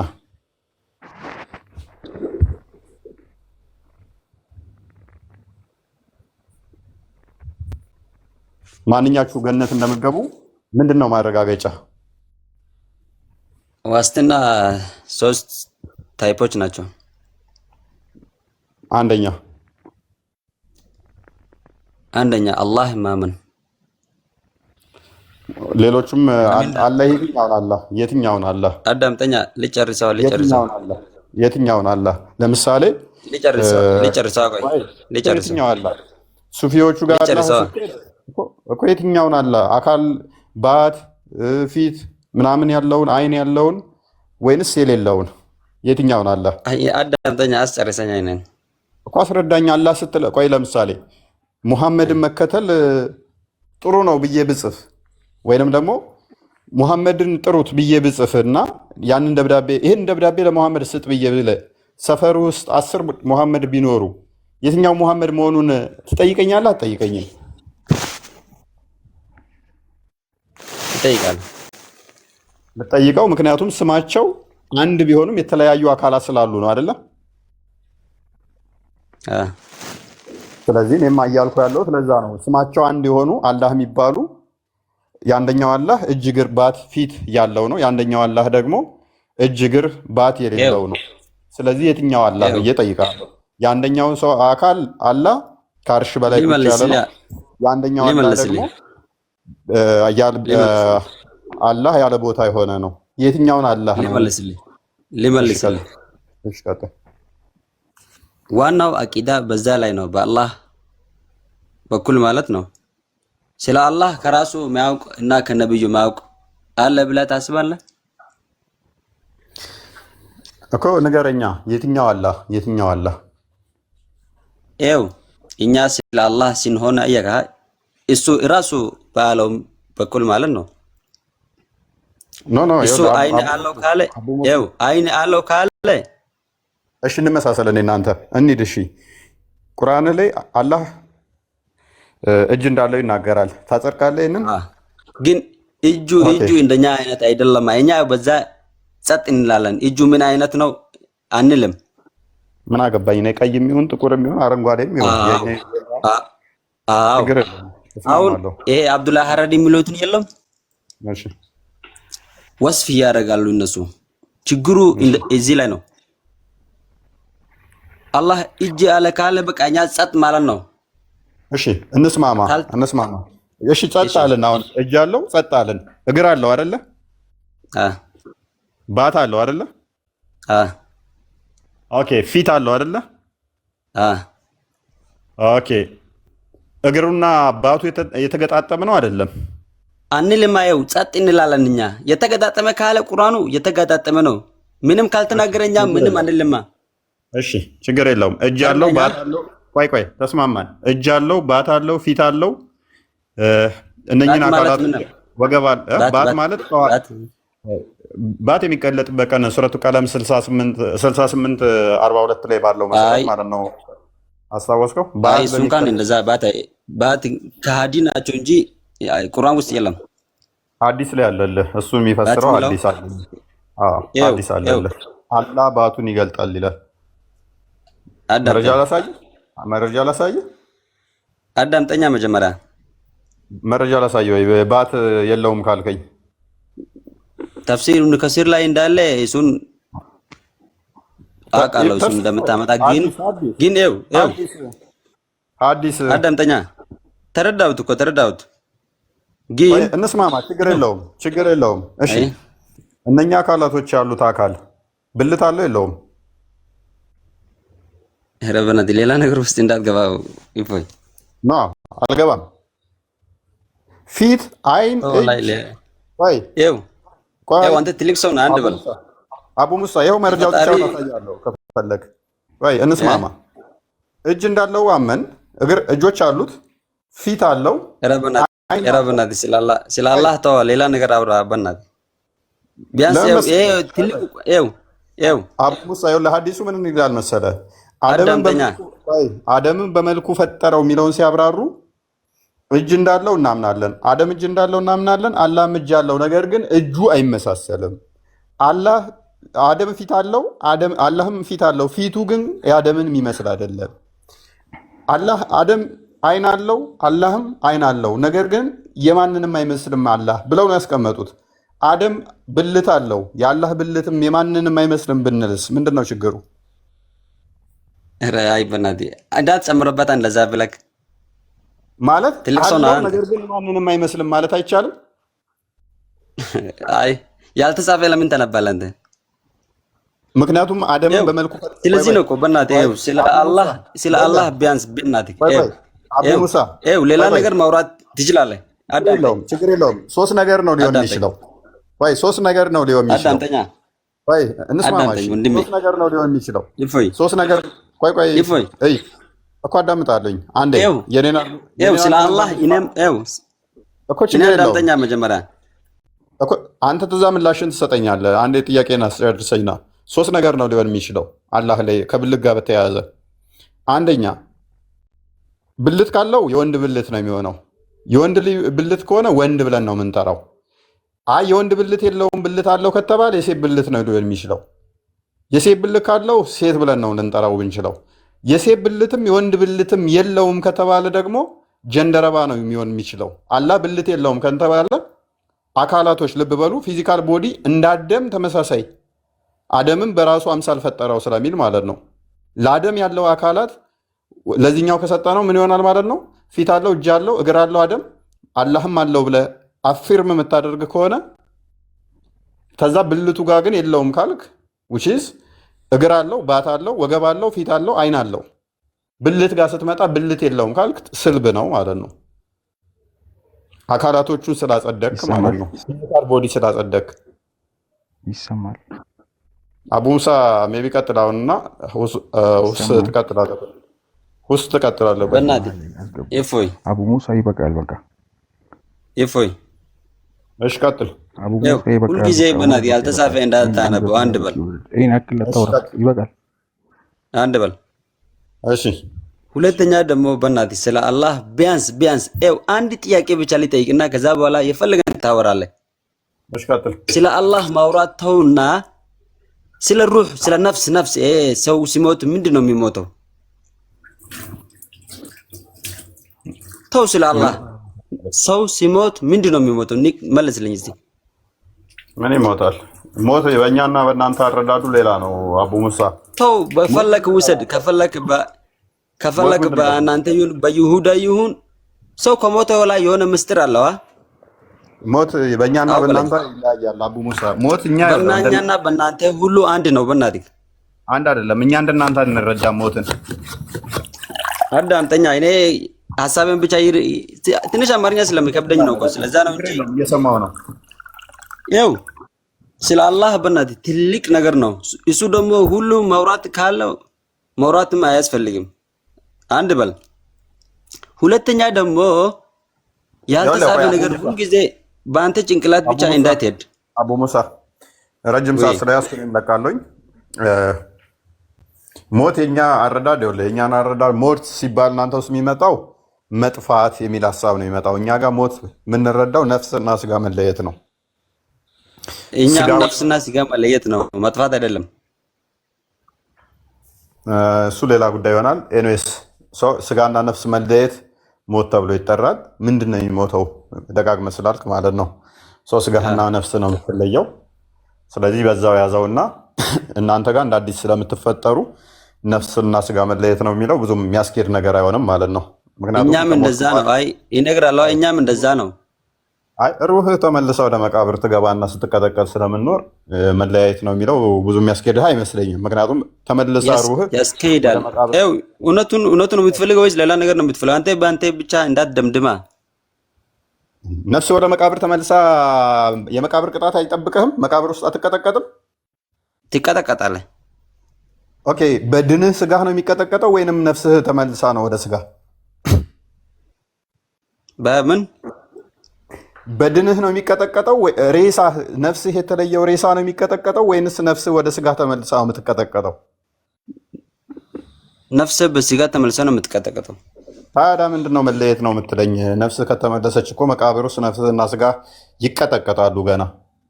ስለዚህ እኛ ስጋ በመቃብር ሲሆን ነፍስ ተለይተዋለች፣ በድን ነው እሱ። ተው፣ የሚመጣው ዓለም እኮ የሚመጣው ዓለም እኔና አንተ እንኳን በምን እንደሚደርስ አናውቅም። አንድ በል። ስለዚህ ይሄ ሁሉ የሚደርስብህ ወይ ግን በእናትህ ያንተ ጭንቅላትም ገና በእናትህ እኔ የምልህ ስለ አላህ ቢያንስ ሌላ ነገር እንደፈለግ አውራ፣ ግን ስለ አላህ ቢያንስ በእናትህ ትንሽ አይ እንትን ሆነ። አቡ ሙስሊም ይቀርጻል፣ ችግር የለውም። ቶፒካችን እንትን ሆነ። አቡ ሙስሊም ይቅርታ አንዴና፣ እሺ ሌላ ነገር ግባ ነው። ቆይ አይ ሰማኝ። ቅድም ወንድሜም እያለ ነበርና ገብቶ አንተ ለምን ታዲያ ሙስሊም ከነበርክ ቤተክርስቲያን ሄደህ እንዴት ትጠይቃለህ? ነፎ እንዴት ትጠይቃለህ? እኛን ለምን አትጠይቅም? እዚህ ያሉትን ኡስታዞች አትጠይቅም ብሎ ነበርና ይመስለኛል አሁን መልሱን የተረዳ ይመስለኛል። ስለ አላህ አትጠይቅ እያልከኝ ነው። እንዴት ስለ አምላኬ አመልከው ስለነበር አምላክ ሳትነግረኝ ስለሱ ምንነትና ማንነት ሳላውቅ እንዴት ብዬ ነው ሂጄ ባዶ መስጊድ ውስጥ ምንም በማይታይ ነገር ዝም ብዬ ፍሪዛም ጸጉር ያለው ሰው ኢማጂን እያደረኩ የምሰግድለት? የመጀመሪያው ማለት ነው። እዚህ የምትከታተሉ ሙስሊሞች ኖት እያደረጋችሁት ለምን ስለምታምኑት አምላክ ሳይነገራችሁ ወይም ደግሞ በስትክክል ጥርት አድርጎ ሳታውቁት አይ መመርመር አይቻልም፣ ይሄ እኮ ሐራም ነው፣ ይሄ እኮ ወንጀል ነው እየተባለ እንዴት ነው ላመልከው የምችለው? በመጀመሪያ ማለት ነው። ርዕሱን ለማስቀየስ መሞከር ሳይሆን ወንድሜ እንደዛ አላልኩም። ያው እና ትቀጥላለህ። አዳምጠኝ። እሺ ትቀጥላለህ። አስጨርሰኝና ትቀጥላለህ። እንደዛ ለማድረግ መሞከር ሳይሆን ያለብህ አውቁት ነገር ካለ አይ ይሄ እንደዚህ ነው፣ ይሄ እንደዚህ ነው። ለምን ብዙ ሰው ነው እየተከታተለ ያለው፣ 6 ሰው ብቻ አይደለም። ይሄ እንደዚህ ነው። የአላህ ምንነት ይሄ ነው ከስሙ ትርጉም ጀምሮ።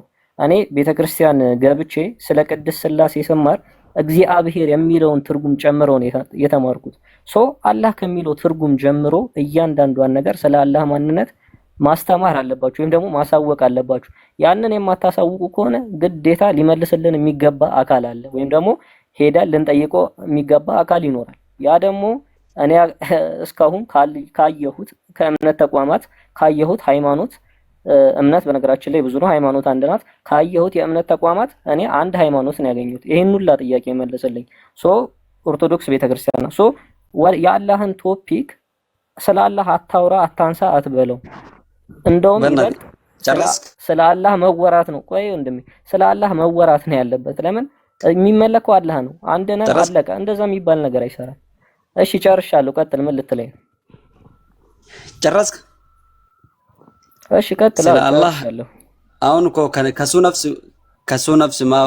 ከሱ ነፍስ በላይ የሚያውቅ ሰው አለ ብለህ ታስባለህ አንተ?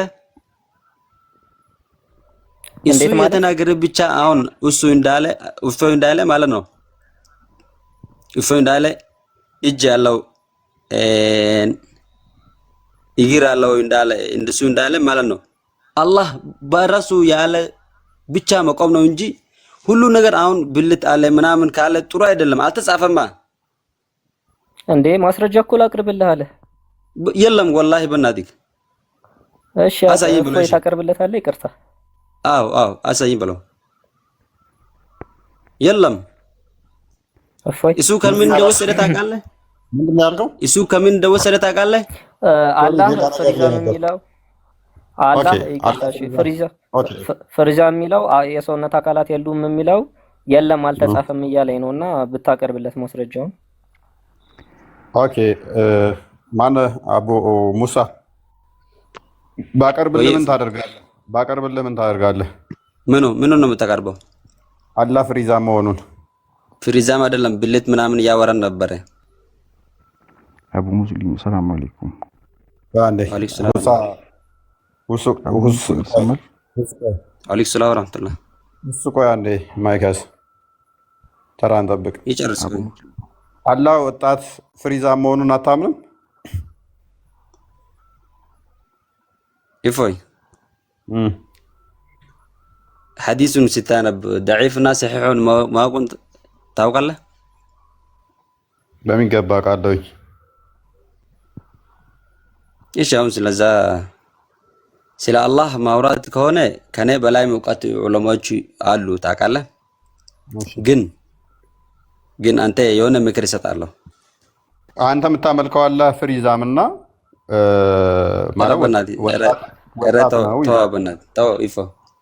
ምን ችግር አለው ማለት ታፍርበታለህ እንዴ? በምታመልከው አካል አታፍርማ እንዴ? ወጣ እንዴ? የወጣ ይመስለኛል እንግዲህ።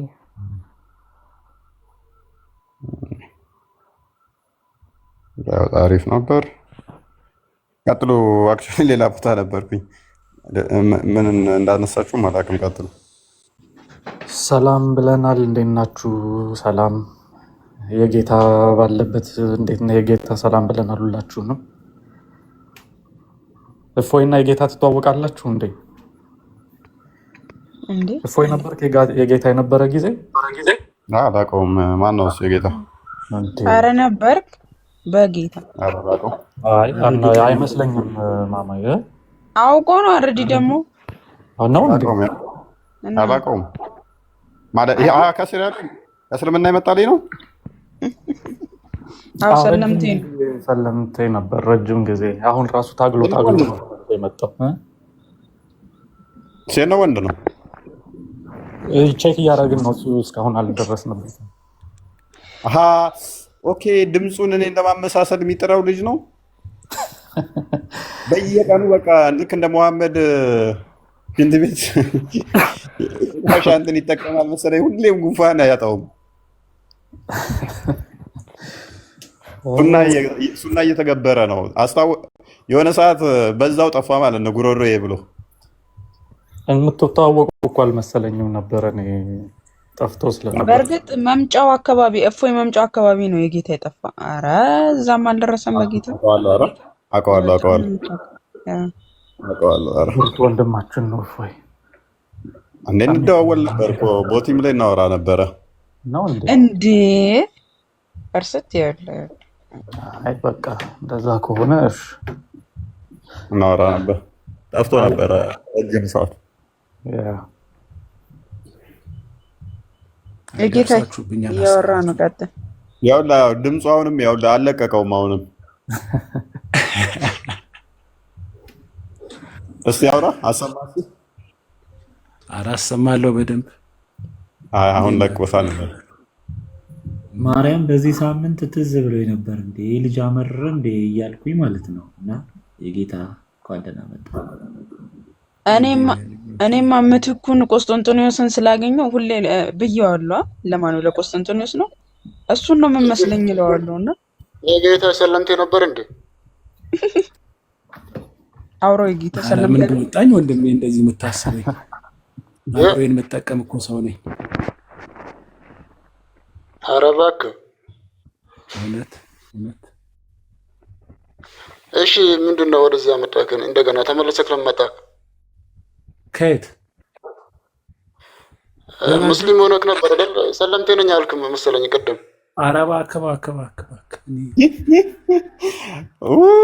በግድ ሊያስወድስ አይደለም እኔ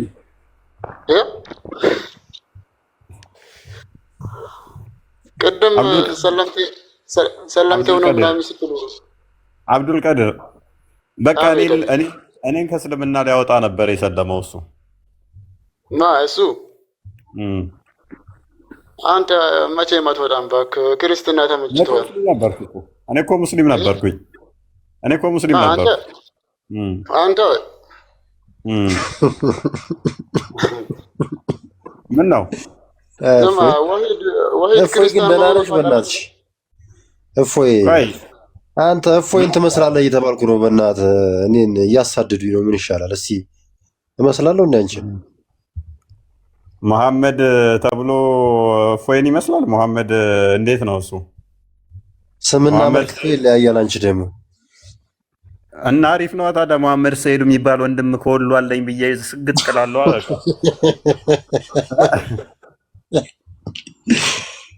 ኧረ አንድ ጓደኛዬ እንደዚህ በጣም እያሳቀኝ በቃ ተደበቅ ምናምን ሲለኝ ጺሜን አሳጠርኩት። በጺማችን ያመሳሰለ ሊላጭ ፈልጎ ነው። እባክህን እሱ ፀጉር ቆራጭ ነው። መሐመድ ተረጋጋሁት ነገሩ ከተረሳ በኋላ። ወይ ሙስሊም በተለከም እንደ አንተ ምን አጠፋው ታዲያ ሀቢቢ? ጥያቄ እኮ ነው። ሌላ ነገር ያወራችሁ መስሎኝ ነው። ኧረ ምንም አላወራም። አብዱል ቃድር እንመሳሰላለን ከአንተ ጋር በጺማችን እያለኝ ነው። አንተን የቤት ለምደሃል አብዱል ቃድር። ቤት ስለምድ እኔ ጋር በቃ ልቆጣጠር ሁሉንም አልክ። አንተ ችግርህ እባክህ ጥያቄ ምናምን ሊጠይቁ አትፈልግም እንጂ ያው ዛሬ ትጠይቃለህ። የምር በቃ ትጠይቃለህ። ያው ፈቀድኩልህ፣ ትጠይቀኛለህ። እና እንዴት ነበረ መሐመድ ሰይድ? አይ አሁንማ ተረሳ እባክሽ። አንድ ሁለት ወሮ ነው እኮ ጅማ ይጃል ጀማ ውስጥ ገብተሽ ይገደል አልሽ።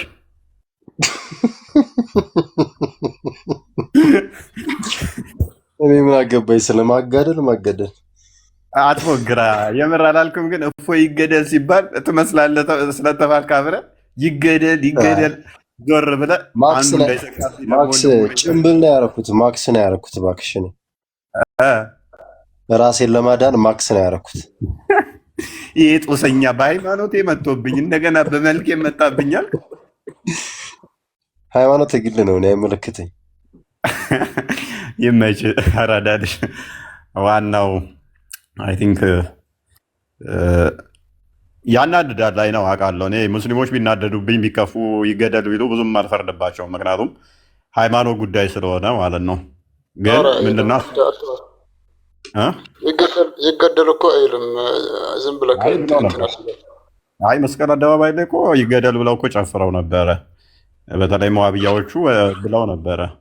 ግን አባሾቹ አሁን እኮ እየመጡ ይላሉ። እፎይ አንተ የምታነበው መጽሐፍ አለ፣ መጽሐፍቶቻችን ላይ አለ። የእኛ ባይሆንም ዋብያዎቹ መጽሐፍ ነው አለ፣ መጽሐፉ ላይ ተጽፏል ይላሉ። እኔ አብዛኞቹ ያልኳቸው አሁን አውጥተዋቸዋል። እና ምን ልልህ ነው ይገደል ያሉትንም አልፈርድባቸውም። ማለት አንዳንዱ ካለማወቅ ነው። ካለማወቅ ማለት መጽሐፉ ላይ ያለን እምነት በሐሰት የተናገርኩ ስለሚመስላቸው ማለት ነው። ደጋግሜ ብያለሁ። እኔ አንዲት የዋሸኋት አንዲት ተራሴ የተናገርኳት የለችም። እያንዳንዱ ጽሑፍ ላይ ያለ ነው፣ የተጻፈ ነው። ያ ሲተረጎም በጣም ይሰቀጥጣል። ስላልተለመደ ተሰምቶ ማይታወቅ ሲሆን ትንሽ ይከብዳል። እና መሐመድ ሰይድ እንግዲህ ወንድም አግኝቻለሁ ከወሎ። ወሎ ኦሮሞ ነው፣ ደቡብ ወሎ ደሴ ነኝ እና በኦሮምኛ ነው። አሁን እንደውም ዘመዴ ነህ። በቃ እንደው ሀገራችን ስናድግ እስላምና አማራ እየተባልን ነው ያደግነው። እዛ እንደ ካልቸር ነው እሱ፣ እንደ ካልቸር ምናልባት ሊባል ወሎ ላይ እንደዛ ነው። አሁን ተፋቱሽ አልተፋቱሽም? ቆይ አንተን አሁን ተካለው፣ በቃ አንተን ተካለውኝ። አንተ እንትን ትሆናለህ፣ ዳኛ ትሆናለህ፣ ወንድሙ ነኝ ትላለህ፣ ታስታርቃለህ። እኔ ለአቃቢ ሕጉ ነግረዋለሁ እንጂ ታረቅ ግን አንቺ ባይዞ ስሜት ከባድ ነው ታውቃለህ። ያ አውቃለሁ። ስሜት አንዳንዴ ምን ይሰማሃል አንተ? ትናደድብኛለህ ወይንስ ደግሞ እፎይ እየዋሸብን ነው ብለህ ነው የምታምነው? ወይንስ እንደው እውነት አለው ግን በቃ እናስወግደውና ሃይማኖታችንን አውጣብን ብለህ ነው የምታስበው? አይ እኔ ሃይማኖቴን ጠንቅቄ አውቃለሁ። ማንም ሰው ይናገርም አይናገርም እኔ እሱ መብቱ ነው። እንደፈለገ የማስተማር መብት አለው። የራሱንም ሃይማኖት የሌላውንም ሃይማኖት እሱ እንደተረዳው አድርጎ ማስረዳት መብት አለው። እኔ አልቃወምም በዚህ። ግን ሰውን ግደል አሳድ ምናምን የሚል አመለካከት አይኖረኝም። ለምን መሰለህ እኔ ማነኝ ሰው ምገለው? ማንም እንደዛ እኮ አይልም። ግን በስሜት ነው እያልኩ ያለሁት። አሁን አንዳንድ ሰዎች በስሜት ለምሳሌ እኔ የሆነ ነገር ባወራ ለምሳሌ ሙአዝ ሀቢብን ሰሞኑ ምን አሉት መሰለ? ብር ስለምን ምን እንዳሉት አልሰማህም እንደ ሀቢብዬ አብዱልቃድር ሰምቻለሁ። በቃ አሁን ሰው በስሜት ነው በብዛት የሚደግፈው። አሁን ሰውን ሰፖርት የሚያደርገው አንዳንድ ሰው በስሜት ነው፣ በተናገረው ሀሳብ ስሜታዊ የሆነና ሰውየው ላይ ውሳኔ እርምጃ ምናምን ሊወስድ ይሞክራል። ግን እርምጃ የሚወሰደው በመረጃ ነው ወይም ደግሞ ማስረጃ ነው። ማስረጃ ተገኝቶ ምናምን ብዙ ሰዎች መስክረውብህ ምናምን ወደ ፍርድ የምትሄድ ዝም ብሎ እኔ ስቃለሁኝ እናንተ ስታሯሩጡ። አይ ብዙነቱን አይደለም አንተ እንትን ማለት አለብህ እኮ ብዙነቱን ሳይሆን የተጻፈውን ማንበብ ነው፣ መረዳት ነው። አብዱልቃድር አይ ዶንት ኬር እኔ አያገባኝም ኦልሬዲ። ግን እኔ አሁን በምንም ይሁን ምንም እኔ በራሴ ሃይማኖት ከጸለው የራሴን ሃይማኖት ይዤ መከተል ነው። የመጨረሻው ዘመን ላይ መጥፎ ነገር ዝም ያለ ነጃ ወጣ ያሉት ረሱል ሰለላሁ ዐለይሂ ወሰለም። ማንም ይለፍልም ማንም ያወራ ትክክለኛ አስተምሮት የሚያስተምርም አያስተምርም አይመለከተኝም። እኔ ዝም ነው የምለው እስካላወቅሁ ድረስ።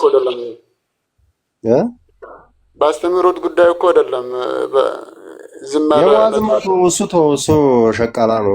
እሱ ብር ሊሰበስብ ማን ሙአዝ አሁን እኔን ጓደኛ ራሱ 14 ሺህ ብር ወስዶባት አልሰጣትም እስካሁን ላቦሮ ነው እሱን ተው ተውት በቃ አሁን ሌላ ሰው አታንሱ ሀሚት ይመስላል እና እሺ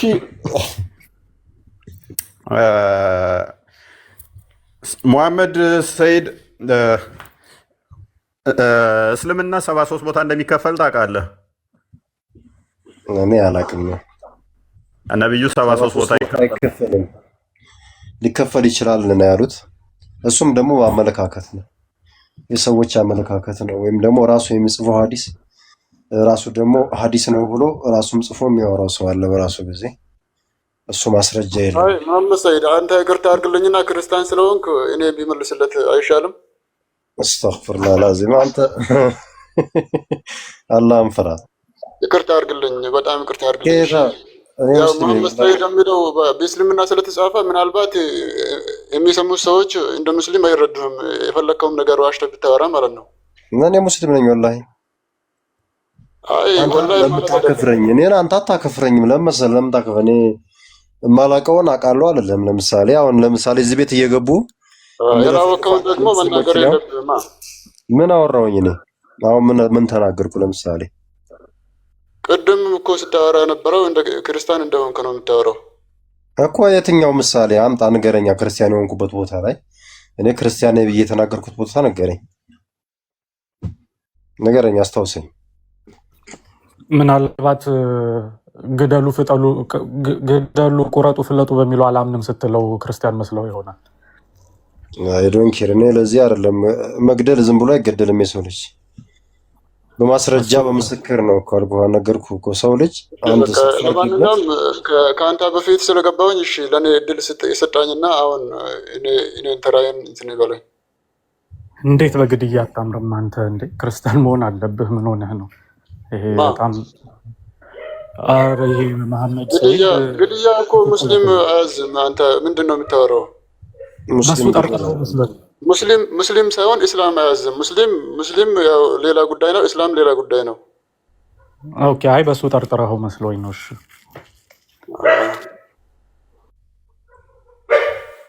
እሺ እፎይ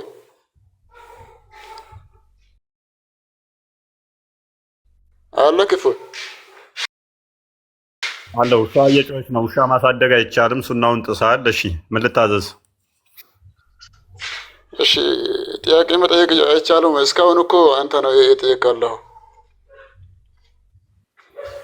እሺ ጠይቅ። እሺ ስንት አምላክ ነው ያለው?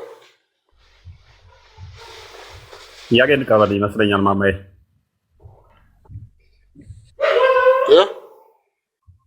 ማማ ያለሽ አንድ አምላክ አለ። ጥያቄ ልቀበላችሁ።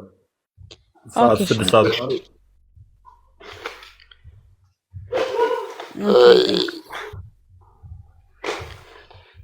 እሺ ያኛው አምላክ እሺ ከማርያም ተጸንሷል አይደል? ያኛው አምላክ የሚባል የትኛው አምላክ ነው? በእናትህ ያኛው አምላክ የኛው አምላክ የሚባል የለም። ያው አብ ነው። አንተ ማለት ወልድ ነው። ያኛው አምላክ የኛው አምላክ የሚባል የለም። አንድ አምላክ አለ አልከኝ፣ አንድ አምላክ አለ አልኩ። እሺ ወልድ አምላክ ነው አይደለ? አዎ። እሺ እሱ ተጸንሷል አይደል ከማርያም? አዎ በስጋ ተገልጧል። እሺ ያልተጸነሰ አምላክ አለ ወይ? ስለ አምላክ ስናወራ እና ስለ አካል ስናወራ ለይ። በአካል ብያለሁ። በአካል ልዩነት ያላቸው አምላክ ምንድን ነው? እሱ አምላክ ባህሪ ነው። እሺ ያልተወለደ አምላክ አለ አይደለ? ባህሪ ነው እያልኩህ እኮ ነው። እንዴት? አምላክ ባህሪ ነው። ባህሪን ልክ እንደ አካል ነጥለ ያልተወለደ አምላክ የተወለደ አምላክ አትበለዋ። ከተወለዱም አንድ ላይ ነው የሚወለዱት። ከምን ጋር? በአካል ብያለሁኝ እኮ። አንዱ አካል ከአንዱ አካል ተለይቶ ነው የተወለደው። አብ ከወልድ ፍጹም አካል እንዳለው አታውቅም? አይደለም አብ ለራሱ ፍጹም ገጽ ፍጹም አካል አለው። ወልድ ደግሞ ለራሱ ፍጹም አካል ፍጹም ገጽ አለው። የተለያዩ አካሎች ናቸው ማለት ነው። አንድ አካል ብለን አናምንም። ይሄን አታውቅም? እሺ አብ አልተወለደም አይደል? በአካል በስጋ የተገለጠ ወልድ ነው። መወለድ የልጅ እንጂ የአባት አይደለም። ምክንያቱም በኩነት ላይ ተፋልሶ ያመጣል። ወልድ ተወለደ የሚለው ራሱ ተፋልሶ ያመጣል። ወልድ ዘላለማዊ ምንጭ አስገኝ እንጂ የሚወለድ አይደለም። የሚወለድ ተወለደ ካልን ወልድ አይምን አብን አባት መልሶ ልጅ ሌላ ተፋልሶ ነው ያመጣል ማለት ነው። እሺ ከተወለደ ማለት ከሞተ በኋላ ወዴት ነው የሚሄደው? እንትን ኢየሱስ ወዴት ነው የሚሄደው ማለት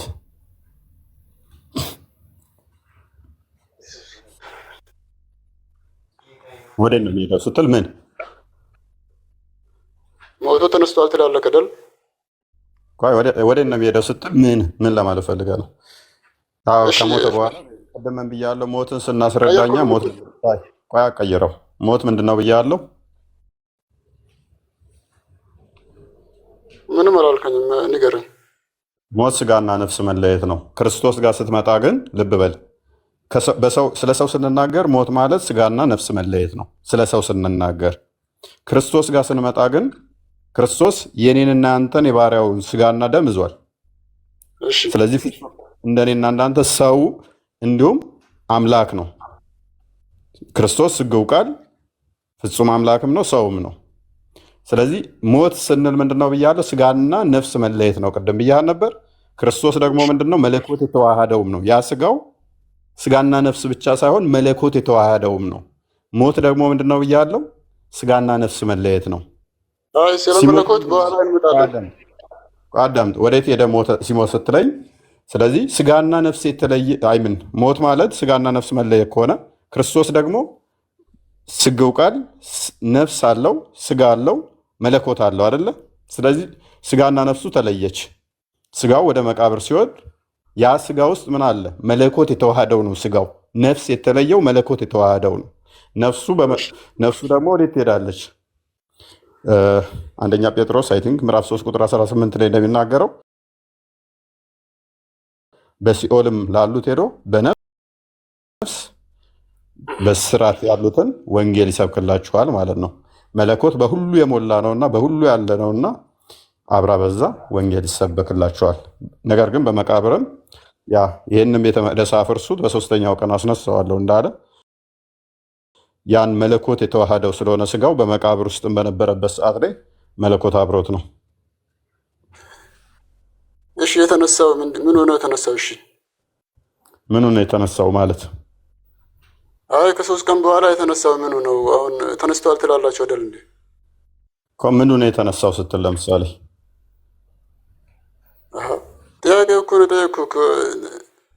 እሺ ስጋው ተነስቷል። ያ የተቀበረው ሐዋርያ ሥራ ምዕራፍ 2 ቁጥር 35 36 ላይ እንደሚናገረው አንደኛ ቆሮንቶስ ምዕራፍ 15 ቁጥር 12 ጀምሮ እንደሚናገረው ያ ግሎሪፋይድ የሆነ የከበረው አካል ተነስቷል።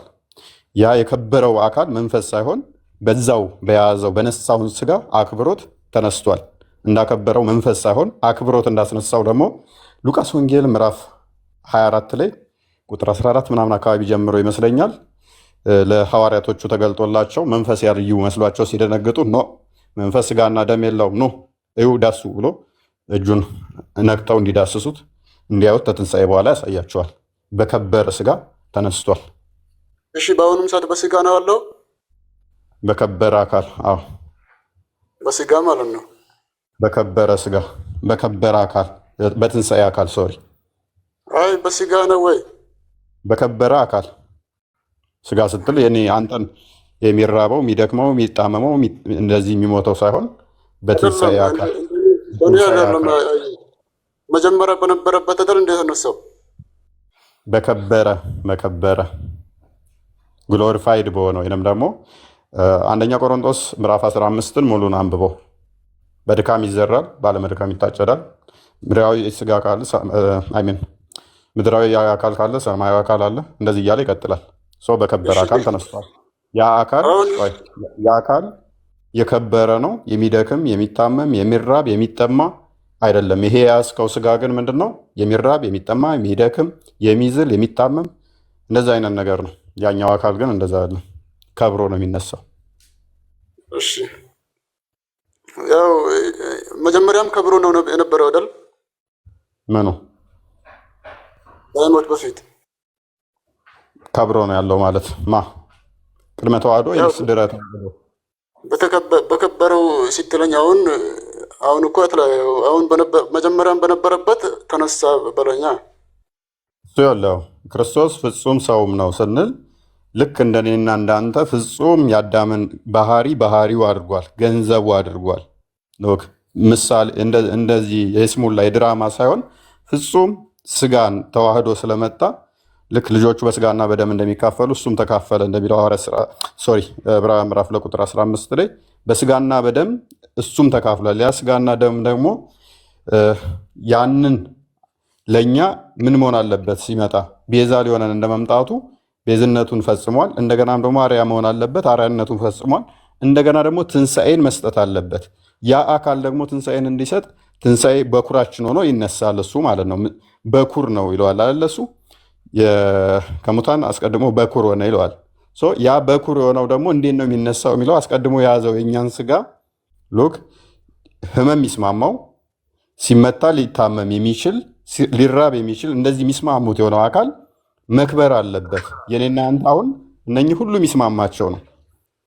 ልንራብ ምንችል፣ ምንደክም፣ ምንታመም እነኚህ ሁሉ የሚስማሙን ነው። ነገር ግን ከትንሣኤ በኋላ ደግሞ ይህን የምናገኘው በማን ነው? በክርስቶስ ነው። እሱ በኩራችን ይሆንና የእሱን ትንሣኤ ይሰጠናል ማለት ነው። እኔ ትንሣኤ ህይወት ነኝ፣ የሚያምንብኝ ቢሞት እንኳን ሕያው ይሆናል ይላል። ትንሣኤ ህይወት ለመሆን ትንሣኤ ህይወት ሞቶ የሚነሳ ከዛ ደግሞ ህይወት የሚሆነን ለእኛ ከአምላክ በተሰቀር ትንሣኤ ህይወት መሆን የሚችል የለም። ህይወት መስጠት የሚችል የለም። ዮሐንስ ወንጌል ምዕራፍ 11 ቁጥር 25 እንደሚናገረው ማለት ነው። ያንን ትንሣኤ ህይወት ነው የሰጠን እሱ። ይህንን ትንሣኤ ህይወት ሰጠን ማለት ነው። ሐዋርያው ቅዱስ ጳውሎስም በሮሜ መልእክቱ ምዕራፍ 6 ላይ ሞቱን በሚመስል ሞት ብንተባበር ከእሱ ጋር እንነሳለን የሚለው ያንን ሞቱን ተባብረህ በጥምቀቱ ትንሣኤውን ታገኛለህ ማለት ነው። ያንን ትንሣኤ ስታገኝ ደግሞ በከበረው አካል ከፍ ባለ ሁኔታ ከፍ ባለ ክብር ትነሳለህ ማለት ነው። ዘላለማዊነትን ታገኛለህ። ኢንሾርት እሺ። በአሁኑ ሰዓት ያው ከአብ አጠገብ ነው ያለው አይደል? አጠገብ በምን አይነት ሴንስ ነው የተረዳሁ? በአካል ነው። ያው አካል ሶስት አካል ስለሆነ አሁን በአሁኑ ሰዓት ከአብ አጠገብ ነው ያለው አይደል? አጠገብ የሚለውን ሜይ ቢ እንዳረዲ እንደ ጌታ እና ጲላዶስ ከላይ ደግሞ አስዌል ኦል ኢዝ ዌል ከሚለው እንደዛ አይነት ቁጭ ቁጭ ያሉ አይነት አረዳድ እንዳትረዳ። እንደዛ አይነት አረዳድ የለንም። እንዴት ልረዳው? ኦኬ። ምክንያቱም በሁሉ የሞላ እስከሆነ ድረስ ለፈጣሪ ዳይሬክሽን የሚነገርለት አይደለም። በዚህኛው ዳይሬክሽን ከዚህ ጎን፣ ከዚህ አቅራቢያ፣ ከፊት፣ ከኋላ የሚባል አይደለም። በሁሉ እርሱ የሞላ ነው እና እንደገና ደግሞ እኛ ፊዚካል ቦዲን ለፈጣሪ አልትሪቢዩት የምናደርገው ነገር ስለሌለ ይሄንን ከዛ አንጻር አንናገርም ማለት ነው። ስለዚህ በመለኮት አንድ እንደመሆኑ በአካል ሶስት እንደመሆናቸው ከአብ ጋር አንዱ በአንዱ ህልው የሆኑ ናቸው። አንዱ በአንዱ ህልው ሆነው አሉ። ዮሐንስ ወንጌል ምዕራፍ 14 ቁጥር 9 ወይም 11 ላይ እንደሚናገረው ፊልጶስ ይመስለኛል ወይም ቶማስ ፊልጶስ ነው። ያ አብን ብቻ ሳየንና ይበቃናል ሲለው እስከ ዛሬ ድረስ ከእናንተ ጋር ስኖር አታቁኝምን?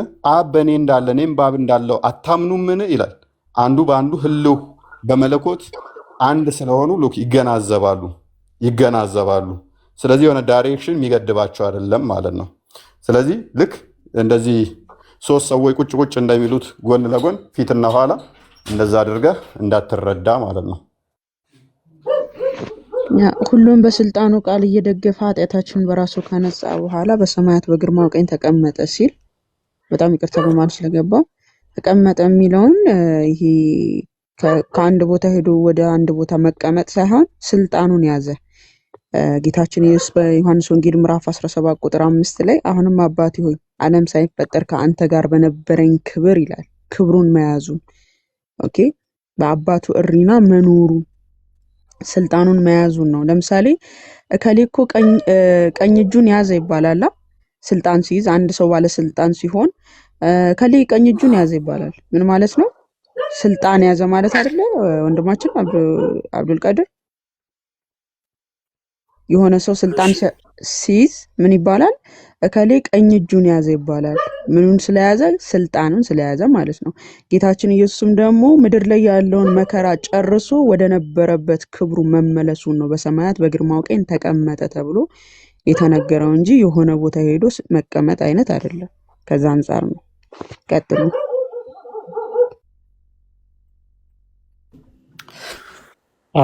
እዚህ ጋር ምናልባት አጭር ሀሳብ ለመስጠት እኔም ሰው ሁል ጊዜ አካል ሲባል ብዙ ጊዜ ሰዎች ሲሳሳቱ የምንመለከተው ምንድነው አካል የሚለውን ልክ ይሄ የሰውነት አካል በሚለው አንደርስታንድ እያደረጉት ነው። ብዙ ጊዜ ሰዎች የሰውነት አካል ሳይሆን ግን አካል የሚለው አባባል ምንድነው እኔነት ያለው እኔ ማለት የሚችል አካል ለማለት ነው። እኔ ማለት የሚችል እንጂ ተነጣጥሎ ያለ ሶስት አካላት የሚል አይደለም። ያው አሁን ቃሉ አንዱ በአንዱ ህሉ የሆነ ተብሎ እንደተቀመጠው ማለት ነው። እና ለምሳሌ በስላሴ እንደ ምሳሌ ስንጠቀም ፀሐይን ምሳሌ አድርገን እንወስዳለን። ምንም እንኳን እሱ ሪፕሬዘንት የሚያደርገው ነው። አንድ ጊዜ አብዱል ቀድር ሚውት ላይ ይሁን። ምንም እንኳን እሱ ቀጥታ ምሳሌ ነው ብለን ሳይሆን ግን ለሰው አንደርስታንዲንግ እንዲቀል ግን ፀሐይን ምሳሌ ተደርጎ ይወሰዳልና ፀሐይ ክበቡን ብርሃኑን እና ሙቀቱን ብትወስድ ለምሳሌ አንዱ ባንዱ ህሉ ሆኖ ያለ ነው። ለምሳሌ ክበቡ ከብርሃኑ ተለይቶ ወይንም ሙቀቱ ከብርሃኑና ከክበቡ ተለይቶ ያለ አይደለም። ፀሐይን ብለህ ስትጠራ ከላይ ያለው ተለያይቶ ተነጣጥሎ ያለ ሳይሆን አንዱ ባንዱ ላይ ሆኖ ግን እነዚህ ሶስቱ እኔ ማለት የሚችል ማንነት ያላቸው ቢሆኑ እንግዲህ አሁን ፀሐይ እንደው ለዛ ነው ግዑዝ አካል ዝም ብዬ እየጠራውኝ ምሳሌ ይሆናል ሳይሆን እንደው ቢሆን ለአእምሮህ እንድታስበው ነው። ቢሆን እኔ ማለት የሚችል ቢሆን አካል ብለህ ትጠራዋለህ። ያንን ክበቡ አንድ አካል፣ ብርሃኑ አንድ አካል፣ ሙቀቱ አንድ አካል ግን የተነጣጠሉ አይደሉም። ኦኬ ህልው ናቸው የሚለውን በዛ ምሳሌ ውሰደውና ከዛ መቀጠል ትችላለህ።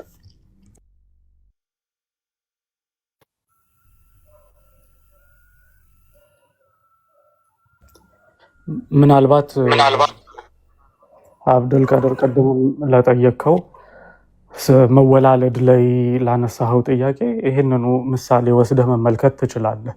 ወልድ ከዘላለም የተወለደ ነው፣ ያልተወለደ አምላክ አለ ምናምን ብላችሁ ብዙ ጊዜ ሙስሊሞች ሰሞኑን እንደዛ አይነት ጥያቄ ስለምመለከት በምን አንደርስታንድ ታደርገዋለህ? በብርሃን ለምሳሌ ብትወስደው የፀሐይን ኤግዛምፕል ወስደህ የፀሐይ ብርሃን ከፀሐይ ክበቧ ነው የተገኘው፣ ግን መቼ ነው የተገኘው ብለህ ብትል ክበቡ ካለበት ጊዜ ጀምሮ አንስቶ ያ ብርሃን አለ። መገኘቱን ለማሳየት ግን ከክበቡ ተገኘ ብለህ ብትናገር ክበቡ ቀድሞ ተገኘ ከብርሃን አይደለም። በቃ ክበቡ ግን መጀመሪያ ነበረ ከዛ በኋላ ደግሞ ብለህ ሳይሆን ክበቡ ሲገኝ ብርሃኑም ደግሞ አብሮ ተገኝቷል። የስላሴንም ስንናገር እኛ የምንለው ወልድ ከዘላለም ጀምሮ የተወለደ ነው ብለን ስንል ከአብ የተገኘ ብለን አብ እስካለበት ጊዜ ድረስ ሁሉ ከአብ የተገኘ ነው ተወላዲ ነው ተብሎ ይገለጻል። ግን የሆነ ጊዜ አለ፣ ወቅት አለው ምናምን አይደለም። ወቅት የለውም፣ ለዘመኑም ጥንት የለውም። ኦኬ ስለዚህ የሚቆጠርለት አይደለም፣ በዚህ ጊዜ ነው ተብሎ የሚባል አይደለም። ፈጣሪ አምላክ ስለሆነ ማለት ነው። እሱ በዚህ ተረዳው። እሺ በስጋ በነበረበት ጊዜ እንትን ስልጣን ነበረው ሳይሞት በፊት በራሱ ማለት ነው። በስጋ በነበረበት ጊዜ ስልጣን አልነበረውም ወይ? በራሱ አሁን ለምሳሌ የተሰጠው ሳይሆን ከእግዚአብሔር የተሰጠው ሳይሆን ራሱ በራሱ ስልጣን አልነበረውም እኮ እንደ ፍጹም ሰው ፍጹም አምላክ ነው ብለን እኮ ነው ፍጹም ሰው ሆነ ብለን እናምናለን። ከሰማይ ሰማያት መጥቶ ስጋን በለበሰ ጊዜ በዛን ሰዓት ፍጹም ሰው ሆነ ብለን እናምናለን። ግን አምላክነቱን ትቶ ነው አይደለም የምንለው። ቀድሞውኑ አምላክ የነበረው ዘላለማዊ የነበረው ነው በድንግል ማርያም አድሮ ስጋን የተዋህደው እና በዛ ነው የምትመለከተው እንጂ ተነጣጥሎ እንደዚህ ሆኖ የምትለው አይደለም። አምላክነቱን በምንድን ነው የተረዱት አሁን ሰዎች? እሺ በዛን ሰዓት አሁን አምላክነቱን ወይ በዛን ሰዓት የነበሩ አሁን ሐዋርያቶች ምናምን ያመልኩት ነበር ወይ? አዎ እንዴ አዎ ሐዋርያቶች አዎ በሚገባ ኧረ አያመልኩትም። ለምሳሌ ኢየሱስ ክርስቶስ ሐዋርያቶችን ጠይቋቸው ነበር። ለመሆኑ ሰዎች ማን ይሉኛል እኔን ብሎ ጠየቃቸው።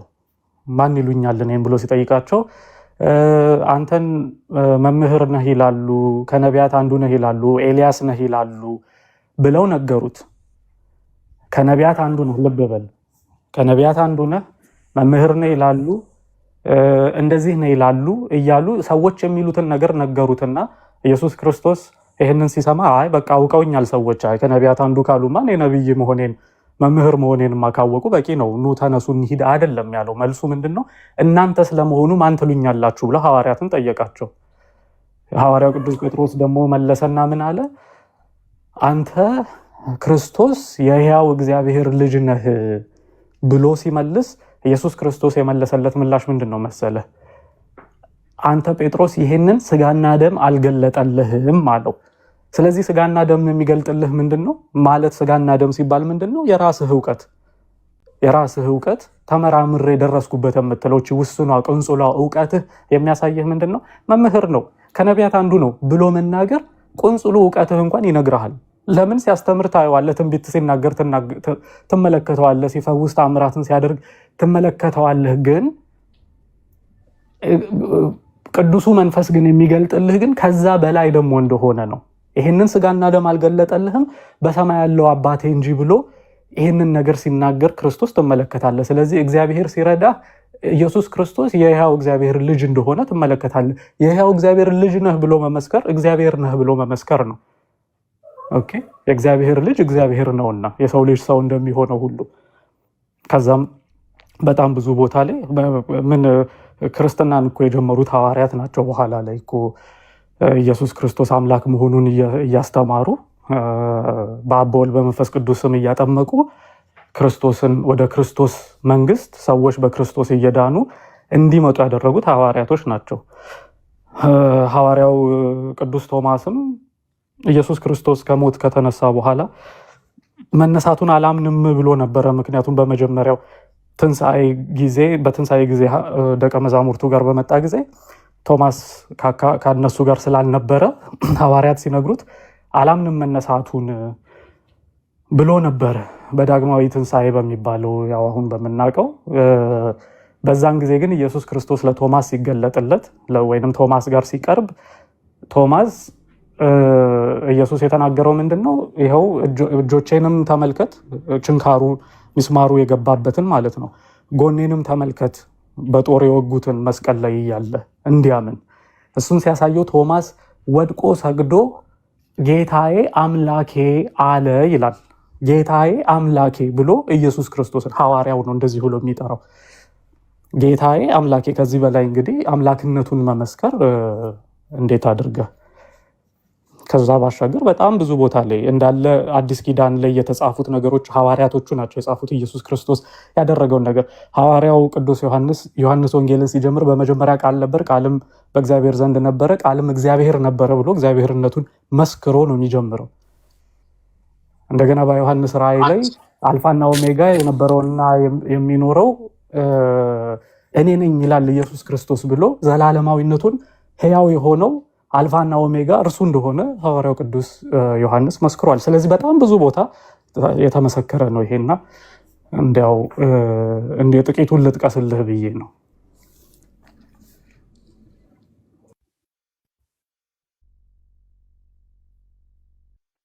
እሺ የላከውን ኢየሱስ ክርስቶስን ያውቁ ዘንድ እቺ የዘላለም ሕይወት ናት ሲል ምን ለማለት ነው?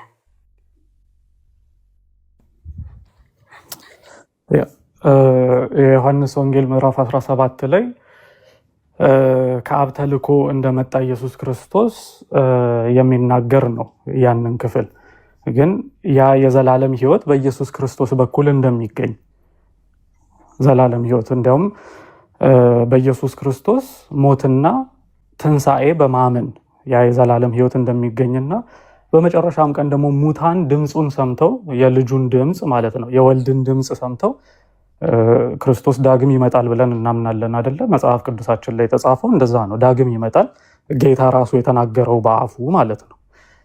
ዳግም ይመጣል። ዳግም ሲመጣ ሙታን ድምፁን ሰምተው ይነሳሉ። ድምፁን ሰምተው የሚነሱለት ብቸኛ አምላክ ነው እንጂ ለተራ ሰው አይደለም። ሙታን የሰውን ድምፅ የሚሰሙት እና የሰው ልጆች ከሞት የሚቀሰቀሱበት ጊዜ የጌታን ድምፅ የኢየሱስ ክርስቶስን ድምፅ ሰምቶ እንደሆነ መጽሐፍ ይነግረናል። እና የዘላለም ሕይወት የሚገኘው በዚህ እንደሆነ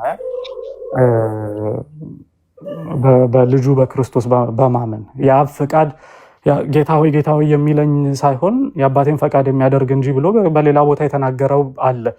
የአብ ፈቃድ ምንድን ነው ብለህ ስትመለከት የአብ ፈቃድ በልጁ የሚያምን ሁሉ የዘላለም ሕይወት እንዲኖረው እንጂ እንዳይጠፋ እግዚአብሔር አብ አንድያ ልጁን እስኪሰጥ ድረስ እንዲሁ ዓለምን ወዷልና ተብሎ ተጽፏል። ስለዚህ የእግዚአብሔር የአብ ፈቃድ ይሄ ነው፣ በልጁ የሚያምን ሁሉ የዘላለም ሕይወት እንዲኖረው እንጂ እንዳይጠፋ ፈቃዱ ይሄ ነውና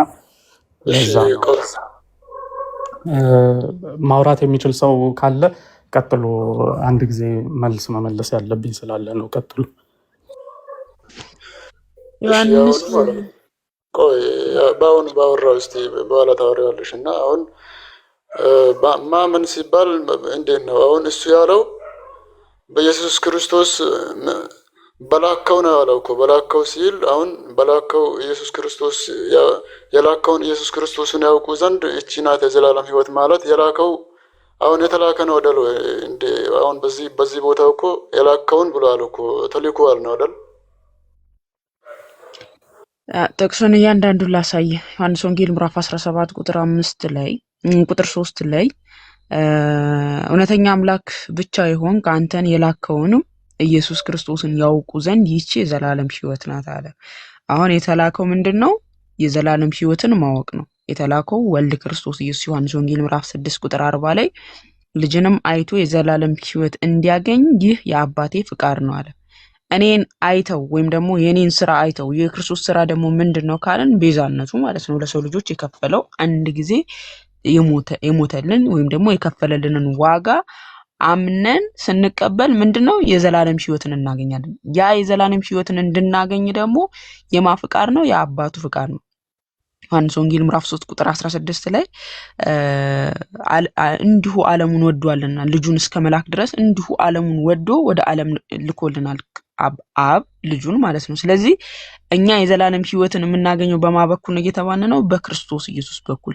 ይሄ ደግሞ የማ ፍቃድ ነው? የአባቱ ፍቃድ ነው እየተባለ ነው። ስለዚህ እውነተኛ አምላክ ብቻ ይሆን አንተንም የላከውንም ኢየሱስ ክርስቶስን ያውቁ ዘንድ ይህች የዘላለም ሕይወት ናት የተባለው ምንድነው? ክርስቶስ ኢየሱስ የከፈለውን ዋጋ ማመን ማለት ነው። እውነተኛ አምላክ ብቻ ተብሎ እሺ፣ እሱ የከፈለው ዋጋ አሁን የሰራውን ነገር አሁን እሱ የላከውን ኢየሱስ ክርስቶስን ያውቁ ዘንድ ይህች ናት የዘላለም ሕይወት አለ አይደል እንደ ከዛ የዘላለም ሕይወት ነች። ዮሐንስ ወንጌል 6:40 ላይ ልጅንም አይቶ የዘላለም ሕይወት እንዲያገኝ የአባቴ ፍቃድ ይህ ነው አለ ጌታ። እኔን አይታችሁ ወይም የሚያደርገውን ድርጊት ማለት ነው አይተን አምነን ስንቀበል የአባቱ ፍቃድ ይሄ ነው፣ ልጁን ወደ ዓለም መላኩ ማለት ነው። እኛ አይተን ያደረገልንን ዋጋ ተቀብለን ማመናችን የአባቱ ፍቃድ ነው ይሄ። ስለዚህ እኔን ማመን የአባቴ እሺ፣ ቀጥል። ለእናንተ ሳይሆን እሱ አሁን ለምሳሌ እሱ ለአባቴ ያደረገውን ነገር አይደል እንደ አይተን እንትን የምንለው አሁን ለኛ የከፈለው ማቴዎስ ወንጌል ምዕራፍ 24 ቁጥር 28 ላይ ጌታችን ኢየሱስ እንደተናገረው ላገለግል እንጂ እንዲያገለግሉኝ እንዲሁም ለሰው ልጆች ቤዛ ልሆን የመጣሁት ብሏል። ላገለግል እንጂ እንዲያገለግሉኝ አልመጣሁም እንዲሁም ለሰው ልጆች ቤዛ ልሆን የመጣሁት ብሏል። ስለዚህ ቤዛ ሊሆን የመጣውን ጌታ ኢየሱስ ክርስቶስን አምኖ መቀበል ነው የዘላለም ሕይወት። ያደረገልንን ቤዛነት አምኖ መቀበል ነው የዘላለም ሕይወት። ይሄ የዘላለም ሕይወትን እንድንቀበል ደግሞ የማፍቃር ነው የአባቱ ፍቃድ ነው። ገብቷል? የዘላለም ሕይወት የተባለው ክርስቶስ ኢየሱስ ያደረገውን ዋጋ አምኖ መቀበል ነው ማለት ነው።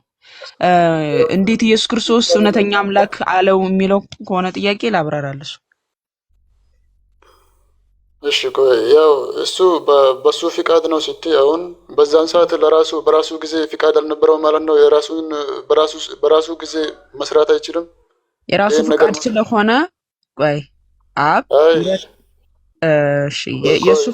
የሱ አንዲት ፍቃድ ነው ያለው። በስላሴ መካከል የተለያየ ፍቃድ የለም። ለዛ ነው አብ ውረድ ተወለድ የሰው ልጆችን አድን የሚለው ፍቃዱ የአባቱ ፍቃድ ሆነ። ያንን ፍቃዱን ደግሞ የወልድን ፍቃድ ስለሆነ ወደ ዓለም መጣ እኛን ሊያድን ማለት ነው። የማፍቃድ የአባቱን ፍቃድ የራሱ ፍቃድ ስለሆነ ማለት ነው። የመንፈስ ቅዱስም ፍቃድ ስለሆነ መንፈስ ቅዱስ ደግሞ የአብም የወልድም ፍቃድ አንድ ስለሆነ ይሄንን እውነት በልባችን አተመ ማለት ነው። እሺ የአባቴን ፍቃድ ለምንድን ነው ያለው? ዝም ብሎ አይሰራም ነበር ወይ? አይሁዳውያን ክርስቶስ ኢየሱስ የመጣው ከሌላ ቦታ ስለመሰላቸው ከአብ ወጥቼ ወደ ዓለም መጥቻለሁ እያለ ሲነግራቸውም ስለማያምኑ እኔ የአባቴን ፍቃድ ላደርግ እንጂ የራሴን ፍቃድ ላደርግ አልመጣሁም አላቸው። ምክንያቱም የአባቱ ፍቃድ የራሱ የወልድ ፍቃድ ስለሆነ ማለት ነው። እኔ በአብ እንዳለው አብን በእኔ እንዳለ ቅድም እፎይ ሲጠቅስልህ ነበረ። ፊልጶስ አብን አሳየንና ይበቃናል ባለው ጊዜ ጌታችን ኢየሱስ ምንድነው ያለው? አንተ ፊልጶስ ይህን ያህል ጊዜ ከኔ ጋር ስትሆን እንዴት አታውቅም? አብ በእኔ እንዳለ እኔ በአብ እንዳለው አታውቅምን ይላል። ኦኬ። ስለዚህ የአብ ፍቃድ የወልድም ፍቃድ ነው። የእኔ ሁሉ ያንተ ነው፣ የአንተ ሁሉ የኔ ነው ይላል ዮሐንስ ወንጌል ምዕራፍ 17 ቁጥር 10 ላይ ማለት ነው። ስለዚህ የአብ ፍቃድ የወልድም የመንፈስ ቅዱስም ፍቃድ ነው። ለዛ ነው እኮ አሁን እያልኩ ያለሁት የአብ ፍቃድ ምንድነው? የሰው ልጆች እንዲድኑ ነው። ያንን ፍቃዱ ደግሞ የወልድም ፍቃድ ስለሆነ መጥቶ በተግባር አሳየ ማለት ነው። ያንን የአብ ፍቃድ የእርሱም ፍቃድ ስለሆነ የመንፈስ ቅዱስም ፍቃድ ስለሆነ ደግሞ ይሄንን የተፈጸመውን ነገር ደግሞ መንፈስ ቅዱስ በልባችን ላይ አተመ። ለምን? አንዲት ፍቃድ ስላለች፣ የተለያየ ፍቃድ ስለሌለ በስላሴ መካከል ማለት ነው። እሺ ያው በዛን ሰዓት አሁን ለነሱ የመለሰላቸው እንትን እኮ መልስ ማለት ነው። አሁን ለምሳሌ እሱ የሚሰራውን እኔ የሚሰራውን ከሰራችሁ ያው እኔ እንትን እንደሚመስለኝ ማለት ነው። እሺ በቃ አብራርልኝ እስቲ። ብዙ ስታወሪ ይጠፋብኛል ነው። አሁን አንቺ አንድ ቃል ከጀመርሽ እንትን በደንብ አስተውል። ቀስ እያልኩኝ አብራራልሃለሁ፣ ችግር የለውም። ጌታችን ኢየሱስ ለአይሁዳውያን ነው ስለ አብ እውነተኛ አምላክነት እየነገራቸው ያለው። ኦኬ። የአብን እውነተኛ አምላክነት እየመሰከረላቸው ምን አላቸው? እዛው ጋር ጌትነቱን ከአብ ጋር እኩል አምላክ እንደሆነ ደግሞ እዛው ቁጥር 5 ላይ ይናገራል። ባይዘው ምን አለ? እውነተኛ አምላክ ብቻ ይሆንክ አንተን የላከውንም ኢየሱስ ክርስቶስን ያውቁ ዘንድ ይህች የዘላለም ሕይወት ናት አለ። አሁን የላከው ኢየሱስ ክርስቶስን ያውቁ ዘንድ ይህች የዘላለም ሕይወት ናት። የዘላለም ሕይወት ምንድነው ብያለሁ? ልጁ ኢየሱስ ክርስቶስን አምኖ መቀበል። አምነን ስንቀበል ደግሞ እንዴት ነው? የከፈለልንን ቤዛ አምነን ስንቀበል ማለት ነው። ልጅንም አይቶ የዘላለም ሕይወት እንዲያገኝ ይህ የአባቴ ፍቃድ ነው ስላለ ጌታ ኢየሱስ ማለት ነው። ስለዚህ የዘላለም ሕይወት የተባለው በራሱ ክርስቶስ ኢየሱስ ነው። ክርስቶስ ኢየሱስ ደግሞ ለምንድነው የዘላለም ሕይወት የተባለው? ቤዛችን ስለሆነም ጭምር ማለት ነው። ይሄ ከእስልምናው ጋር የሚጣረስ እሺ ያላከውን ኢየሱስ ክርስቶስ ከአብ ተልኮ የመጣ ነው። ከአብ ተልኮ ሲባል ግን አሁን እኔና አንተ መላክ ሲባል አሁን ይሄ መላክ የሚለው ላይ ነው እናንተ በጣም ፎከስ የምታደርጉት። እሺ አዳምጥ። ኢየሱስ ክርስቶስ ከአባቴ ተልኬ መጣው አብ ላከኝ ብሎ በተደጋጋሚ አይሁዳውያን ዘንድ ይነግራቸዋል።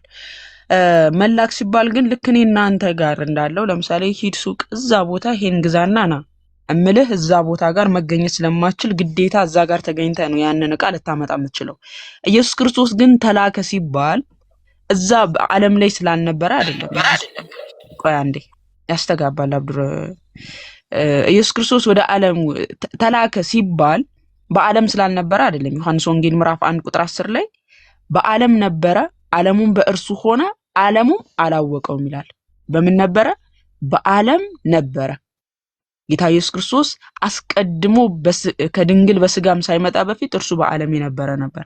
ዓለሙም በእርሱ ሆነ አለ። ዓለሙ በማን የሆነ ነው? በማን የተፈጠረ ነው?